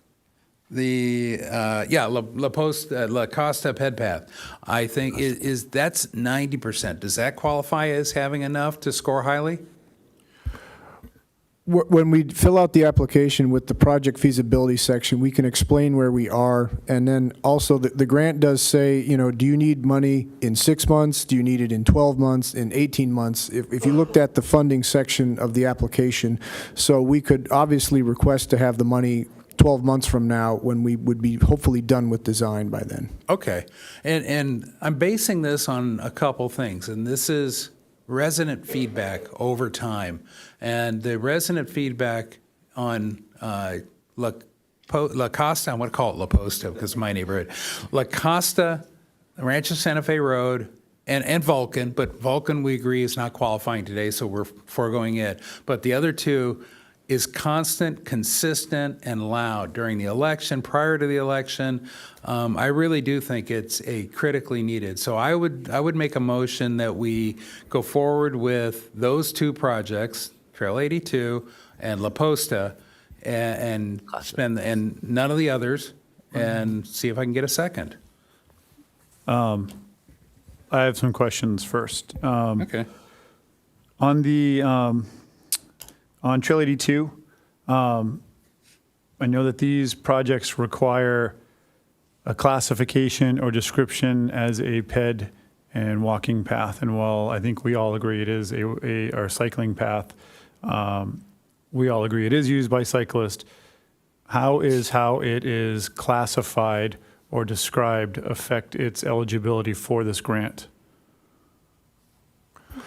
We would have to specifically state in the application that this new pathway or this new trail can be used by pedestrians and bicycles as well as, we could say equestrian too, which would be a user for it.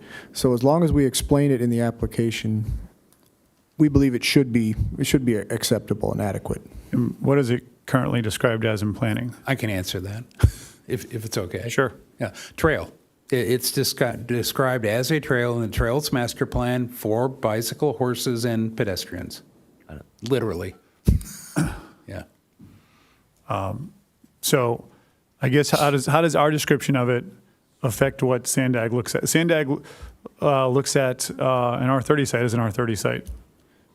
Whether we call it a nursery, former nursery, or whatever, they look at it as an R30 site. So my question really is, what do they look at it? What do they? Because ultimately, it doesn't matter what we call it. It matters what they look at it as to whether or not we are eligible for this. And I'm rooting for it to be eligible, but I don't want to spend $20,000 if it's not going to be eligible. If we look again at attachment 1, that was the criteria we go through. It had the 12 to 14 pages on the capital. We have to go through and explain all the pieces, and then on attachment 3, when we went through, you have to go to the Sandag map, show the map of where it is, show where it's near transit. You have to show where it's near all the things, and so that's where it's explained when we fill out the application. So it's up to us to describe it as a cycling path, and that's great. That's good news. Okay. On the La Costa sidewalk, what is the overall cost? And what would grant money look like for that? And we're kind of spitballing this new project on there with really no budgetary discussion involved in this other than $20,000 to apply. Right now, at the 90%, we're saying about $1 million for construction and about $200,000 for inspection, so about 1.2. And we should be funded for completing the design.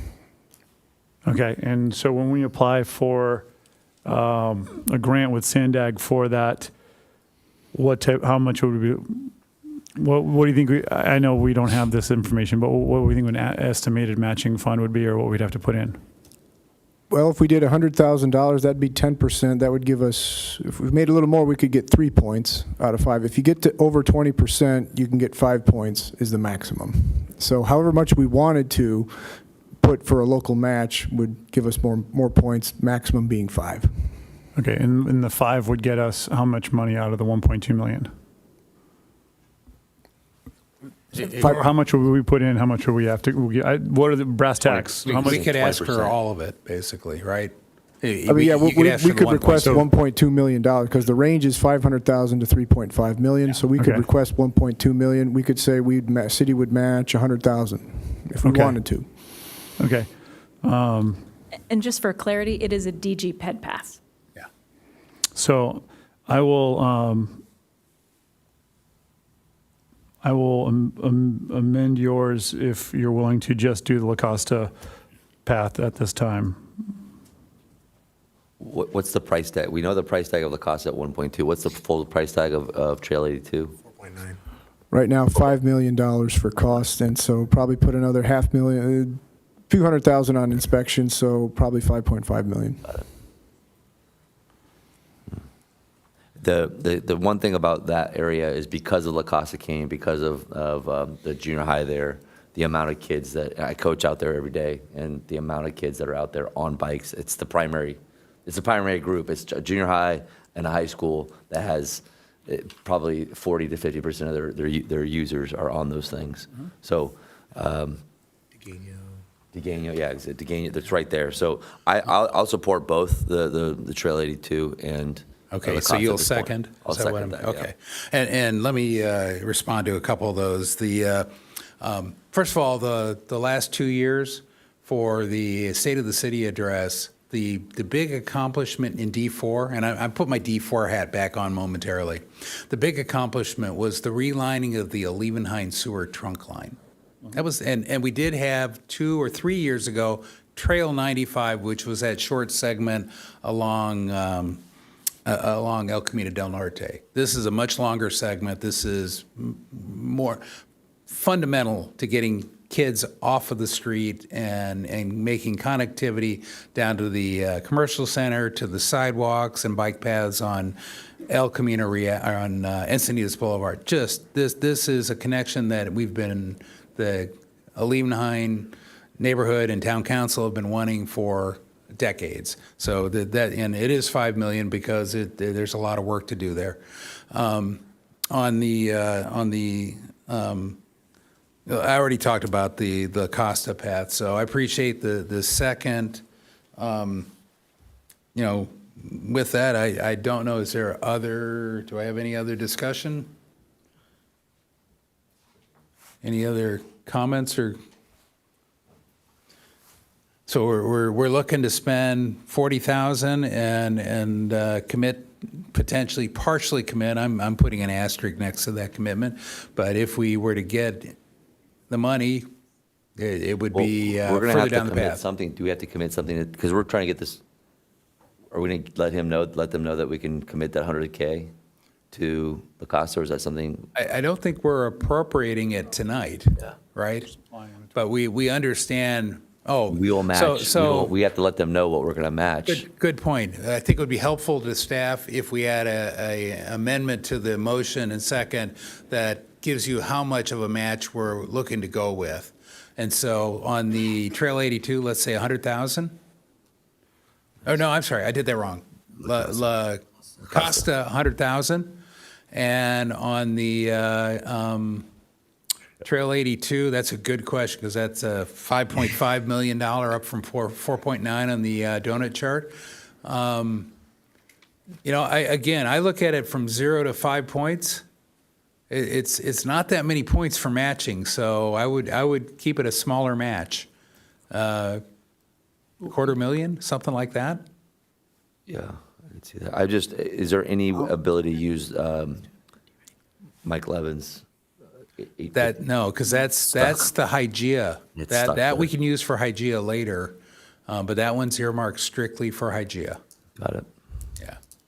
Yeah, I'll do. I mean, at this point, you got to take your time up here. So- $250,000 is fine by me. Are we still on the hook for Trail 82 for $2 million at that point? Well, it depends on what grant it would be. We would be, yes, on the hook for some amount of money there in order to implement it. But again, if I go back and look at the history, and I can go back farther, but I'm just using the 2.5 years I've been on council, D4, including the better part of New Encinitas and Alevenheim, has gotten very little improvements. Very little. And the thing I like about Trail 82 is it gets you to Encinitas Boulevard. It gets you up Encinitas Boulevard. Kids can get through Willow Spring, South Willow Spring. I'm trying to keep kids off the bikes. Really, is my main thing, off the main artillery, and then they would be on it for Encinitas Boulevard, but then they'd be off it again on South Willow Spring. They would be, if they could take Crest at that point. So their ability to get from Alevenheim, I'm thinking summertime now, out to the beach, which is where they're trying to go. There's a safer path for them to get there without being on the main road. So in my mind, $2 million is worth it, that moment. And I pass my nephew every day to school. As I'm going to work, he's going up the hill, so, yeah. Is he? Okay. So any other discussion? I got a motion and a second. I'm gonna get outvoted, but I'm just going back to this idea that I am still baffled by that way it costs $5 million to build a trail. I'm not sure, having seen trails built all over the world. We haven't why let the it's so contract expensive. yet. I'm just putting it out there. That's the number we're looking at. That seems preposterous. We It have is staff long. that should be able to do that for a lot less. It goes all the way down to El Camino del Norte, correct? Yeah, and there's a lot of driveways that we need that's all. to Drag cross it, and you reconnect. compact it. And you But no, this requires retaining walls. It requires re-engineering the There's a the bridge bump going by- into these driveways that drop down. So there's a lot. I know Matt spent a lot of personal time out there talking to Alevenheim residents about their driveways, and it's maintaining certain trees and bushes, taking out others as necessary. There's about So $1 there- million bridge over by Pepper Tree as well. So over culvert. and that's the corner where All the we've utilities are. had some tragedies. So what over the about years. looking at phases on this? And instead of committing $2 million in 1 year, committing to do this over the course of 2 years or something like that, and doing a section of it, applying for a grant to do a section of it, another grant to do another section of it, so that we're not committing $2 million or 2%, almost 2% of our budget. Yeah, well, I think this is something that's probably a year or two out anyways. But my preference is to stick with what we've got in front of us. Again, we're betting money. We're betting 20,000 to make 2 or 3 million, and hoping that they like the argument. You look at the one example that I think, Crystal, you sent us, about half of the projects were fully funded, right? On that chart you showed us from, we didn't apply, so we're picking some that are very high on, 2 projects that are very high on our citizens' priority list, and things that have been neglected year after year after year. And that's the big part. That's the reason I'm buying this lottery ticket, is because of the neglect in those 2 distinct locations. And they don't need a lot of attention. They just need some attention, and they go a long way. Yeah. So that's my part. And then plus we're dropping a whole bunch of new pedestrians and bicyclists right there. And they're going to want to go places. So with a motion and a second, and did you want I'm to gonna read repeat back the motion, just to be clear. So it's to direct staff to submit grant applications for Trail 82 with a $250,000 match, and the La Costa Ped Path with a $100,000 match for Sandex Smart Growth Incentive Program Cycle 6. Yes. Right. Yes. No, the letter we already that was did. the first That was that little procedural. Yeah.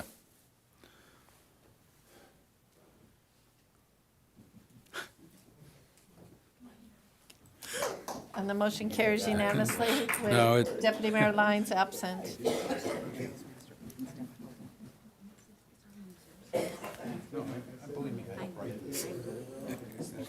It's tattooed right here. Okay. Oh, thank you. So we're on to, and thank you. We're on to item 10D. And that is consider and adopt city manager compensation package and employment agreement for Jennifer Campbell as city manager. And contacts are me and Human Resources Director Schwarm. Thank you. And with Good that- evening, Mayor, council members, Jay Schwarm, HR Director, and other things. 1 second, are we all set? Before we get into the meat of the agreement, there's one slight clarification. If you go to page 12 of 16, section 12, it's coming up. Got it? Yeah. Okay. Just the addition of a clerical correction that it says the Muni Code may be amended from time to time. That's all. Okay? We're here to discuss the city manager's approval. California PERS retirement system requires that a city manager contract and compensation be discussed in open session. So we are here today to do that. City Council met in closed session on March 5th, and unanimously, all 5 appointed Jennifer Campbell as city manager. Tonight, we have here for council's consideration the employment agreement along with resolutions that authorizes the mayor to execute the employment agreement, and also the resolution approving the pay scale that is a requirement of PERS. Before you tonight is city manager's contract, and city manager works at the pleasure of city council, subject to the terms and conditions of the contract. You want to put on the other? Okay. Hold on 1 second. We're just going to go over some highlights of the contract. As to the compensation package, the annual base salary proposed here is that an annual $309,000 base salary, and that salary is distributed at the same time as all the other employees in the city.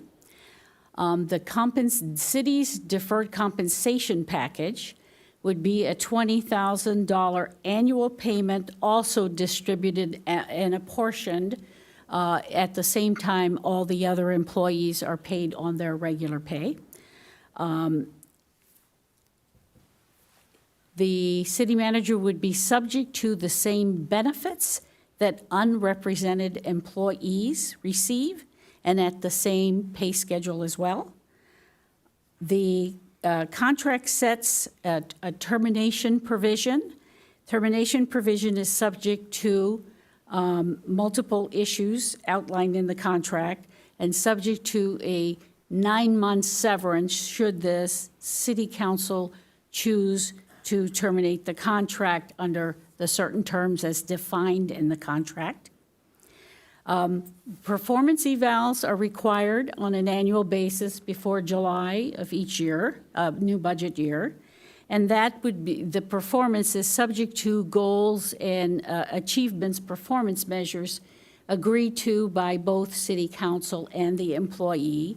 In addition, the performance eval will look at the adherence of the city manager, which is included in the contract, is the Code of Ethics as outlined in the ICMA, International City Management Association, and that is covered under Section 16, which we're holding the city manager to a high standard of ethics.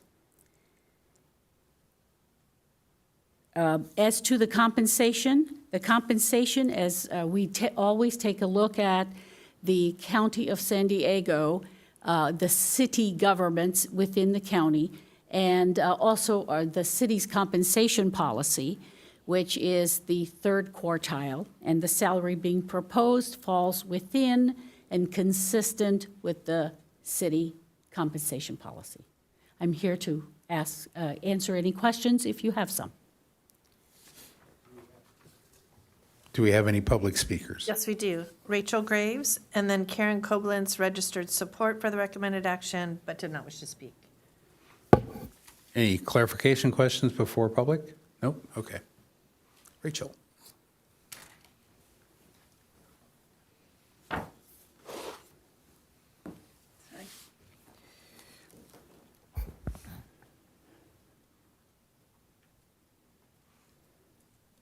Having technical difficulty? Sorry, I was looking for something. Hi, my name is Rachel. First, I want to congratulate Jennifer Campbell for being selected for city manager. I'm pleased that our council sees her as a good fit for our city, and I'm hopeful that the transition will be seamless and that the new city manager will create a staff culture that better coincides with what the citizens want versus the direction that has been going on here for the last decade or so. That being said, I was unaware of the city compensation policy. I guess I thought that only applied to represented staff, but maybe you can ask if it applies to everybody. And I'm a little concerned about the heftiness of this contract. I pulled comps for North County of San Diego, and they are as follows: Escondido, $280. Vista, $280. San Marcos, $250. Del Mar, $267. Solana Beach, $250. Oceanside, $305. And Chris Hazeltine is on his 6th contract with Poway for $324. This essentially, with the $20,000 401k, is $329 for a first-year city manager. And I'm a little concerned with a 9-month severance package also. I don't know if it encourages a city manager to perform at the level that maybe Encinitas expects. Only 2 of these that I listed have severance packages equal or in excess of 9 months. I'm not a cheap person. I'm a frugal person. I'm a fiscally conservative person. I suspect many of our fellow taxpayers are too. I do appreciate that we've foregone recruitment costs when you saw a fit city manager. She's going to obviously be the beneficiary of those cost cutting, but ultimately her success is your success and our city's success, and for that I wish her all the best, and I want to congratulate her. Thank you. Okay. Councilmember O'Hara. Sure. So just real quickly, I think in this process, we did actually discuss the compensation policy that we have with the city, and in the future, maybe addressing it to look at recruitment and who we compare ourselves against. I do agree we compare ourselves against some cities that may not match. I think, though, with any employee, with any person who you want to be successful, when you give them guidelines to chase and you give them a description of what it will entail, which is essentially what was in place before that policy, that was the target that we allowed her to, not allowed, that's the wrong word, but we encouraged her, allowed her, whatever you want to call it, to work towards, to have as a goal to get this job. And I think that we all felt that she had responded to that. We had the confidence that she would respond to that going forward. And while I do agree that this job, if we were to hire somebody first time and we're using it, we would all up here want to pay that person less. However, that is not the bar we set. And I think to all of our approval up here, she so far has reached that level of compensation of the bar. My favorite sports team, I always talk about building a team, right, at City Hall, team of experts. My favorite team of all time is the New England Patriots. And the New England Patriots they had Bill Belichick, greatest coach of all time. Great coaching staffs. His defenses were phenomenal. His offenses were incredible. We've got that up here. We've got a great council. We've got Mayor Ehlers, Deputy Mayor Lyons, Councilmember Schaefer, Councilmember San Antonio. Great coaching staff ready to go. We've got an expert group of players on the field ready to be experts. We're encouraging them to be experts from the top down. We need a quarterback. We made it pretty clear what the quarterback's job is, and we made it really clear that the quarterback we want to be successful is going to take us to be one of the top 3 cities in California to the Super Bowl. I'm ready to support Jennifer 100%, and I'm very pleased that we're doing this here as our quarterback. You're our next Tom Brady. So I'll hop in there next. It's public information what they all make, and we looked at total compensation. I think that may be one difference. You were looking at base. So the numbers. So I know for a fact we're paying less deferred compensation than most of the others. They were all up in the 29 typically, 29, and even 35,000 for some of the deferred. And so if you take base plus deferred, and plus car allowance plus cell phone plus whatever else, you get a total number of total compensation. And when we did that she did not end up at the head of the pack by any means. And I looked specifically at the large cities versus the smaller cities, and we're in between. We're at that 62,000 or so head count or population, and so we fell right in there. And like I say, this package only includes 20,000 of deferred comp, 6,000 of annual car allowance plus 309, so whatever that 335 total. And that's the number I compared to each and every other one. I think we had a vigorous discussion about it, and she came in not at the very, very top because first time is. The other parameter that I think is very important that you need to compare is where the other city managers are on their CalPERS. And it makes a huge difference. If they entered the CalPERS ranks before 2013, they're on the 2.7% at 55 retirement. That is a huge difference from the PEPRA, which is the reform that occurred in our CalPERS, that you get 2% at 62, I think it is. 2% at 62. Yeah. So that's part of the big difference. And Jennifer came to us from Arizona, so she entered the PEPRA, the reformed version. So that's a big difference. So if you look at really, truly total comp, and I thought Jace, acting as our director of HR, did a very good job with a spreadsheet that she showed us. I'm convinced that we're on the right path. And I think we're paying her appropriately. And boy, it was interesting in our discussions, without saying anything out of closed session, but we did talk about what are the requirements and the specifications we're looking for in a city manager. And she just knocked off every one, except high energy. We asked for high energy, and I think she was off scale on that one. So she's got more energy than all five of us together. And then the last thing I'll say is last year and the year before, I tried to get the council to get written objectives for the city and for the city manager.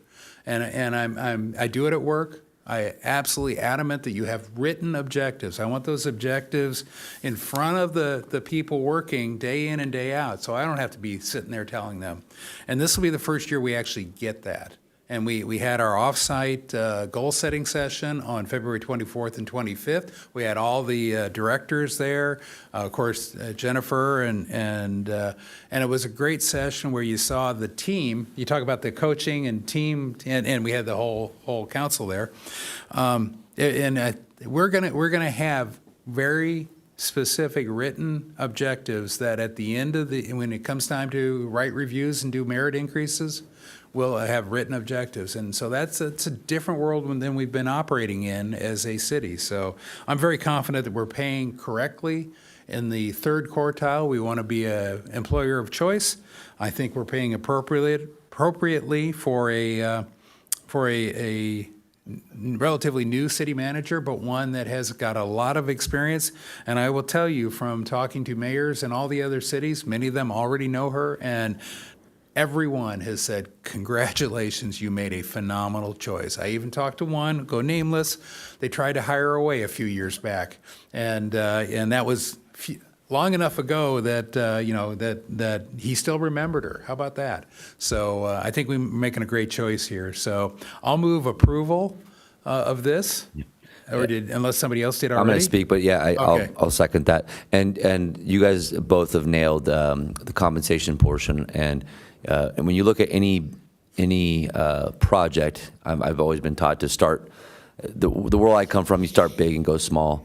And if you look at what the city's trying to do right now, and I think what the group up here is attempting to do for our city with all of the large projects, with all the stuff that we spoke to tonight, with all of the donut chart stuff that we want to get fixed, and then some of the stuff that's happening from outside of our city that we need protection from. You got to look at the right person for the right job at the right time. And all of those things don't always, if you just look at a piece of paper, it doesn't necessarily marry up or match up exactly individually. But when you look at it as a whole and not its individual parts, I couldn't think that Jennifer, with her time in this city, with the consistency of with the change that's happened up here at a rapid change in November, and all of the things we're trying to get done in the city, I wouldn't want to lose out on somebody that, quote, hasn't been a city manager yet, right before they peak. And I don't think that we're going to be missing the mark. I think we're going to be nailing it, and we're going to be catching, to use an Encinitas reference, we're going to be catching this wave at the right time in the right position. And I can't wait to see where we go from here. Councilmember San Antonio. Yeah, real quick. One day I'm not going to say I'm only here for a short while, but in the short while that I have been here, it is true. She is high energy. Also, the one thing that I did that kind of caught my eye, other than everything you've done for me so far, is the ICMA. Is to what Councilmember, oh my gosh, I can't believe what Councilmember O'Hare said is that this team, we do have, there's not that many people, or it's a small group of people that are part of ICMA. This isn't just every city manager's part of ICMA. So the fact that you were already in it it's incredible. And we welcome you to the team. You're here. So we have a motion and a second. I don't see any further speakers. I will call the question. That motion does carry unanimously with Deputy Mayor Lyons absent. And I think the new city manager would like to say a few words. I do. Thank you, Mayor Ehlers, council members.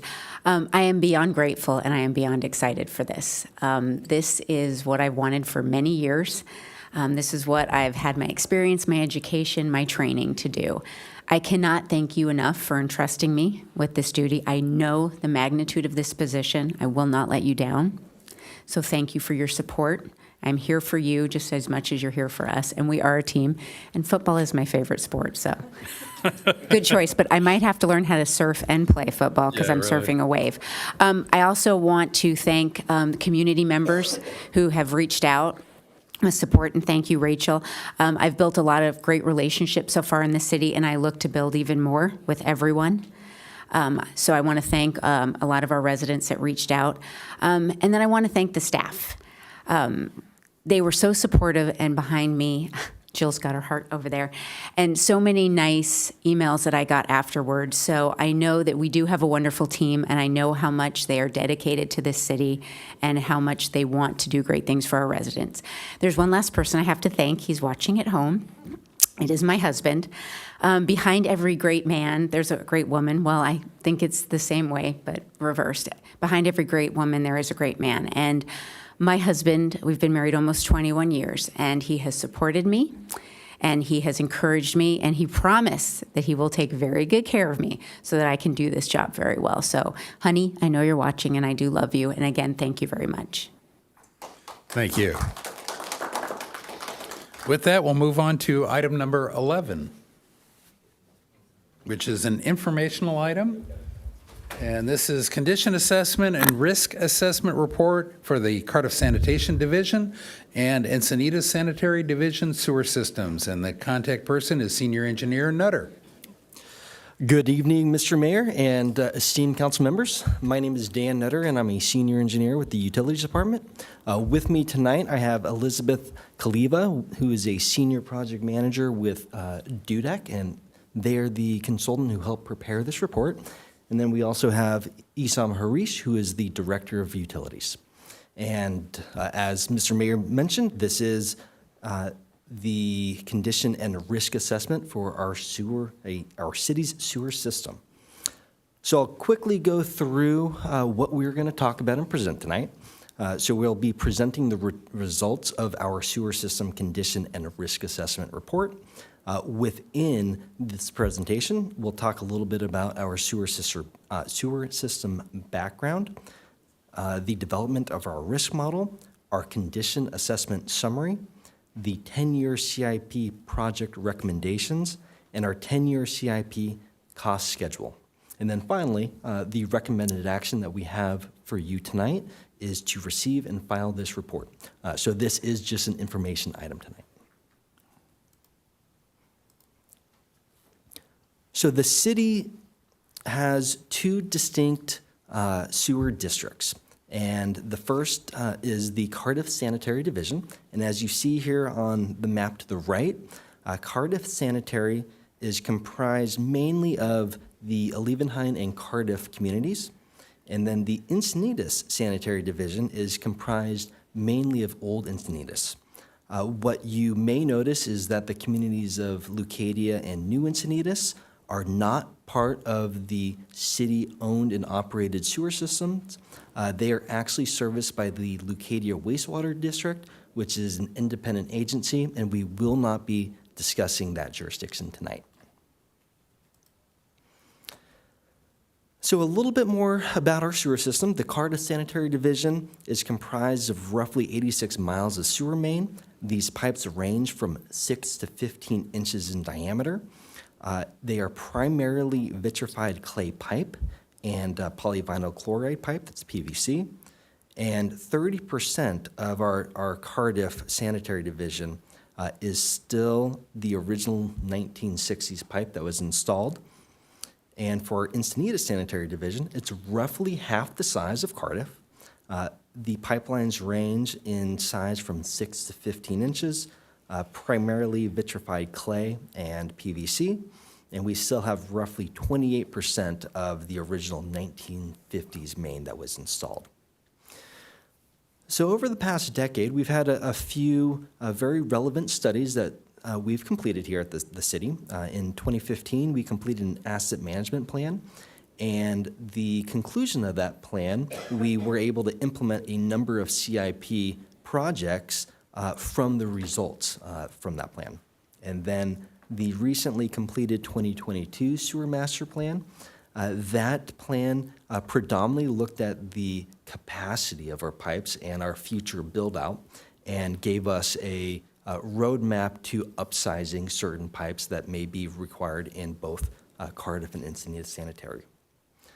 So now what we have needed to do is look at the condition and risk of our entire sewer system.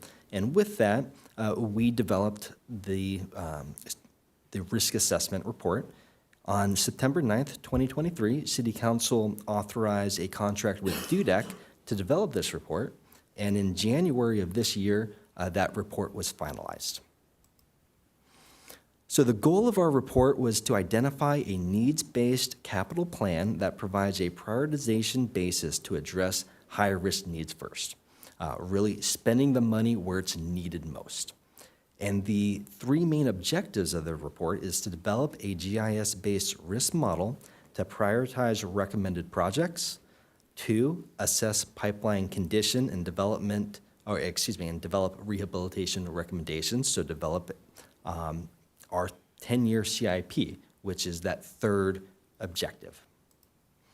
Now, through those objectives, we'll talk a little bit more about the technical aspects, and I'll hand it over to Elizabeth. All right, so let's talk about the risk model. Can you hear me okay? Okay, now you can hear me. Thank you. Okay, so yeah, let's talk about the risk model. So next slide. As Dan highlighted, okay, thank you. The intention of the risk model is to really provide a mechanism for prioritization so that we're reducing overall risk to the city and we're spending the money where it's really needed most. So a risk model consists of two main factors. There's the likelihood of failure factor, which is the probability of an asset failing, and that's looking at pipe age or usage, maintenance history, for example. Then we have the consequence of failure factor, which is looking at what happens if it does fail. What is the impact if something does fail? So the combination of those two makes up the overall risk. So you can see in these tables on the left, we have the factors that went into the likelihood of factor score, and then on the right, the consequence of failure score. And we combine these two as a total risk score using the equation you see on the top, which is weighted more towards the likelihood of failure.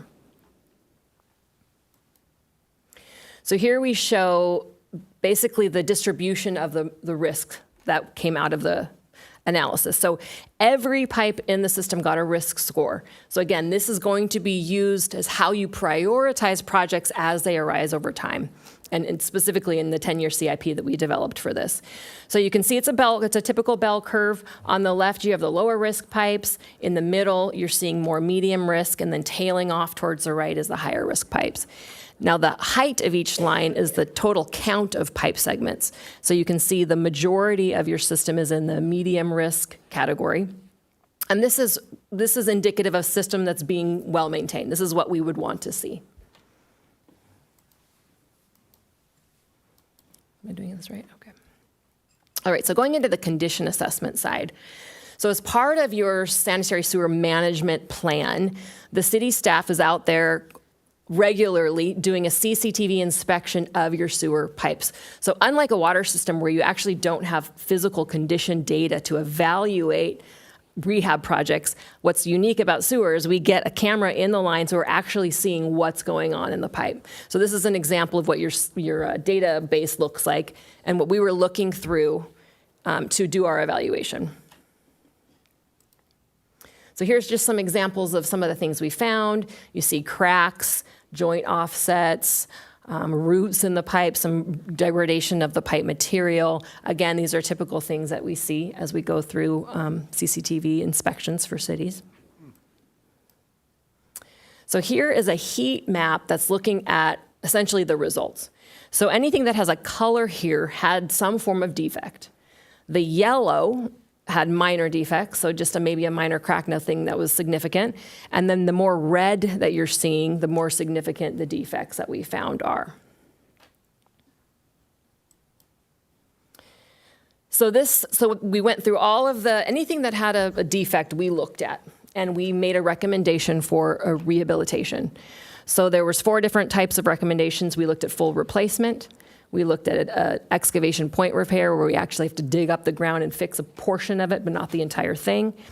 We had an excavation point repair along with lining, so we'd fix a piece of it and then we would line the pipe, and then just lining. So you can see the majority of the rehab is CIPP lining, which is essentially a new structural pipe going inside of the existing pipe.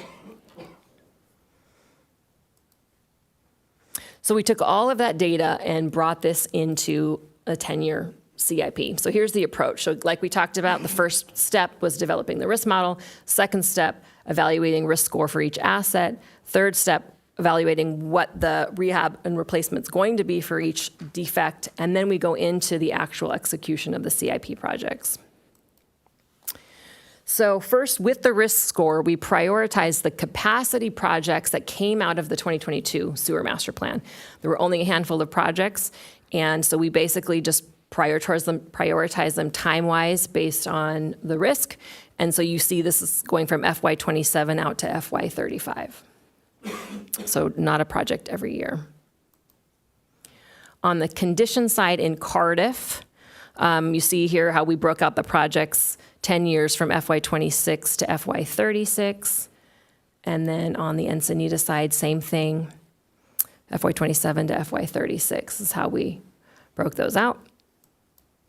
And then back to Dan. All right. And then with the development of our 10-year CIP, the development of the actual projects, we also completed an extensive cost schedule through the next 10 years. So what you see on the screen here, you have 3 different sets of rows, and the first set is the condition and capacity projects that we have scheduled for the Encinitas Sanitary Division for the next decade.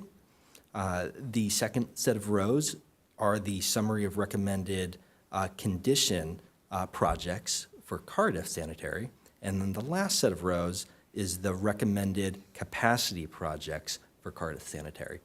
So the really important takeaway that we've got here is we have adequate funding for these projects for at least the next 7 years.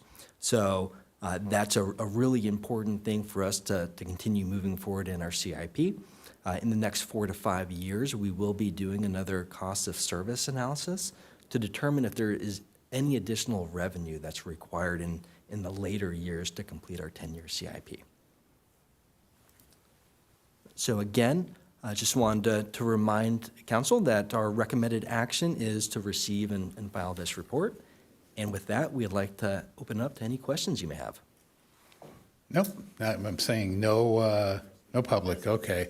Clarification questions, I think I asked this in briefing, but just so everybody understands, you talk about potential grants, but these assumptions you're showing here include 0 in grant funding, correct? That's correct. Yeah. So part of the cost here could be further offset, and any predicted shortfall could go away with a small amount of grant funding. If there was the ability to obtain funds, that would be a wonderful thing. Now, it actually is state law that as an enterprise fund, to continue the reliability of our system, we do have to ensure that we have appropriate funding for that. So that is the cost of service study that we do typically every 5 years. Because of that, granting opportunities are not as vast as they may be on the mobility side of the house, for instance. Now, there are some unique differences here. We do have a project, the Olivenhain Trunk Sewer Project, where we are going to be looking at granting opportunities for the capacity increases for that project, mainly because there are some very extensive environmental considerations for that project. So there are some potential granting opportunities for things that are a little bit out of the ordinary, but for most of our day-to-day bread and butter rehab projects, the granting opportunities are a little less. And you mentioned the Olivenhain grant project, and that is not included here. That's a separate entity. Exactly, and thank you for clarifying that, Mr. Mayor. That is a separate thing altogether. Talking about capacity on the sewer system, can you comment on the reduced water usage? If I go look at our water usage, it's actually down in spite of growth. So more houses, more people, less water total. What's that mean to having to increase capacity anticipated with future growth, and what's happening in the city of Encinitas? So it does absolutely help the wastewater side when we have less water demand, right? We have less demand on our system. Now, ultimately, when we are developing master plans, we are looking at SANDAG-generated values. And so our last our last master plan was finalized in 2022. I believed it used a SANDAG model from 2019 or 2020, because SANDAG does not develop a model every single year. So it does help, but it is a little bit of a lagging factor. So as we do our next master plan, we will see, in all likelihood, that we're not increasing the demand on our system as much as we thought there was a potential for. But what we do is we are very proactive in our approach. So, for instance, we do currently have flow monitors that we've temporarily installed on the 11-9 trunk sewer system, where we do want to take a look and ensure where we think that we have areas that we need to be very attentive to. We're taking that proactive look. And one of the great things about this city is our operations department is very, very good. So our sewer ops team, they're in these mains every single day. So we really have our ear to the ground, and we've got a pretty good idea of what that demand is looking like at any given time. But water usage is going down, so it does help a bit. Okay, let me just follow up on this. First of all, just keep in mind that most of this analysis that has been done is already utilizing the fact that we have conservation on the water usage.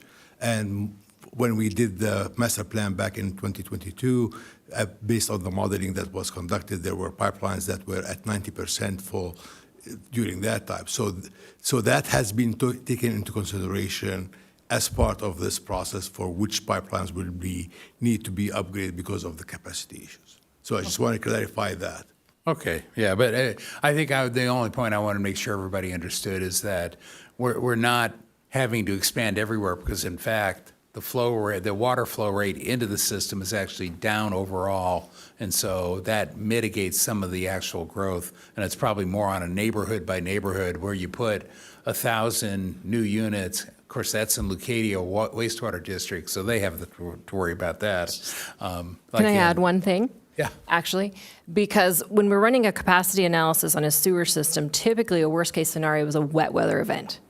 Dry weather, which is regular water going through the usage in the home, is not really the problem. It's usually a wet weather event. So the CIPP lining that we're doing in this project, or that we're recommending on this project, will reduce infiltration in your lines, which will bring those wet weather flows down as well. So that'll further improve capacity in your system. Oh, interesting. So the actual lines get infiltration, not just from the sewer lids, but from Correct. actually the pipes. The cracks. Because, correct. Okay. Where those weeds were, right? Where all the full, Exactly. Had that going on at my house right now, so. What? I get it. Yeah, I hear you, yeah. You might get a call from Leucadia wastewater district. So I noticed. Already been working with them. Yeah. I noticed a lot of projects in Cardiff, and so I'm going to ask a pavement question. Are those primarily under roads in Cardiff, and how much? And I saw a lot of replacements there, I assume, because they're vitrified clay. And are we coordinating with our repaving process so that we don't repave or reseal and then dig up? Yeah, so the majority of the work in Cardiff will be relining pipes. So it's going to be a non-intrusive type of work. I think we have roughly 3,000 linear feet of replacement that we're recommending throughout the entire city. So where we are recommending replacement, and we do have to trench in a road, that's something that we absolutely will work hand in hand with engineering, making sure that we're not in a pavement moratorium for that trenching, and we're able to save taxpayer dollars, so that way we're not resurfacing streets more than one time. Okay, Councilmember O'Hara. Super. The guts of this report that I really love are page 13, which is figure ES2, and page 17, and really the alignment of those two. And I think we discussed it in our briefing. Once we roll through the 10 years of this chart, and we start at the far end, which is the pipes most in need. We work our way backwards, and then we start over, right? So my question is, when we go 4 or 5 years from now, because at 7 years we're going to run out of money and start to go negative on the forward budget. Is that for year 4 or 5 look, is that to get to the end of the 10 years, or is that 10 years out again? Because we're going to go right back into the cycle. In other words, at year 10, our forward budget is minus $919,000. The year before that is minus 168. Does it keep going up, or keep going down rather, to negative? Or when we look at it in 4 and 5, do we project another 10 years out from there with the idea of having positives replaced? This is an ongoing document, so we're going to be reviewing it on a timely basis. The cost of service study for the wastewater side of the house is usually conducted every 5 years, for example, as opposed to the water side, which is every 3 years. But the whole point behind this is, as we get more information, since we are continuously actually televising our pipelines, there will be an update to whatever projects is going to be in there, and that's what's going to determine what the additional revenue that will be required for future projects beyond the 5-year period that we are currently in from a cost service study. So when 2028, when we do the cost of service study, we will have that for the next 5 years till 2033. And obviously, we take into consideration our reserve funds that needs to be in there. And on the wastewater side, there is a lot of other CIP projects that are done by Encinitas, that are by Scenario, that is actually part of the cost of service study that will be conducted 5 years from now. Okay. Did I? Kind of. When we get to, so we do 23 or 28 rather, and that gets us to, your 28 study gets us to year 33. Yes. And then it starts to go backwards and negative. And so my question was really not, are we studying the 5 years? Is that are we, because obviously when we get to 33, it doesn't stop, it restarts for the next cycle of 5 to 10 years, depending on which chart we're looking at.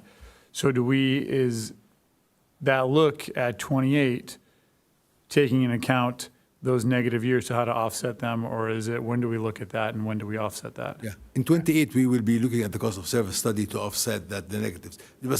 What I was trying to get to is, by that time, it's 10 years from now, 2033, there will be additional pipelines that needs to be included that needs to be replaced or realigned, obviously. And that will be addressed as part of the cost of service study that we conduct every 5 years to determine we have enough revenues.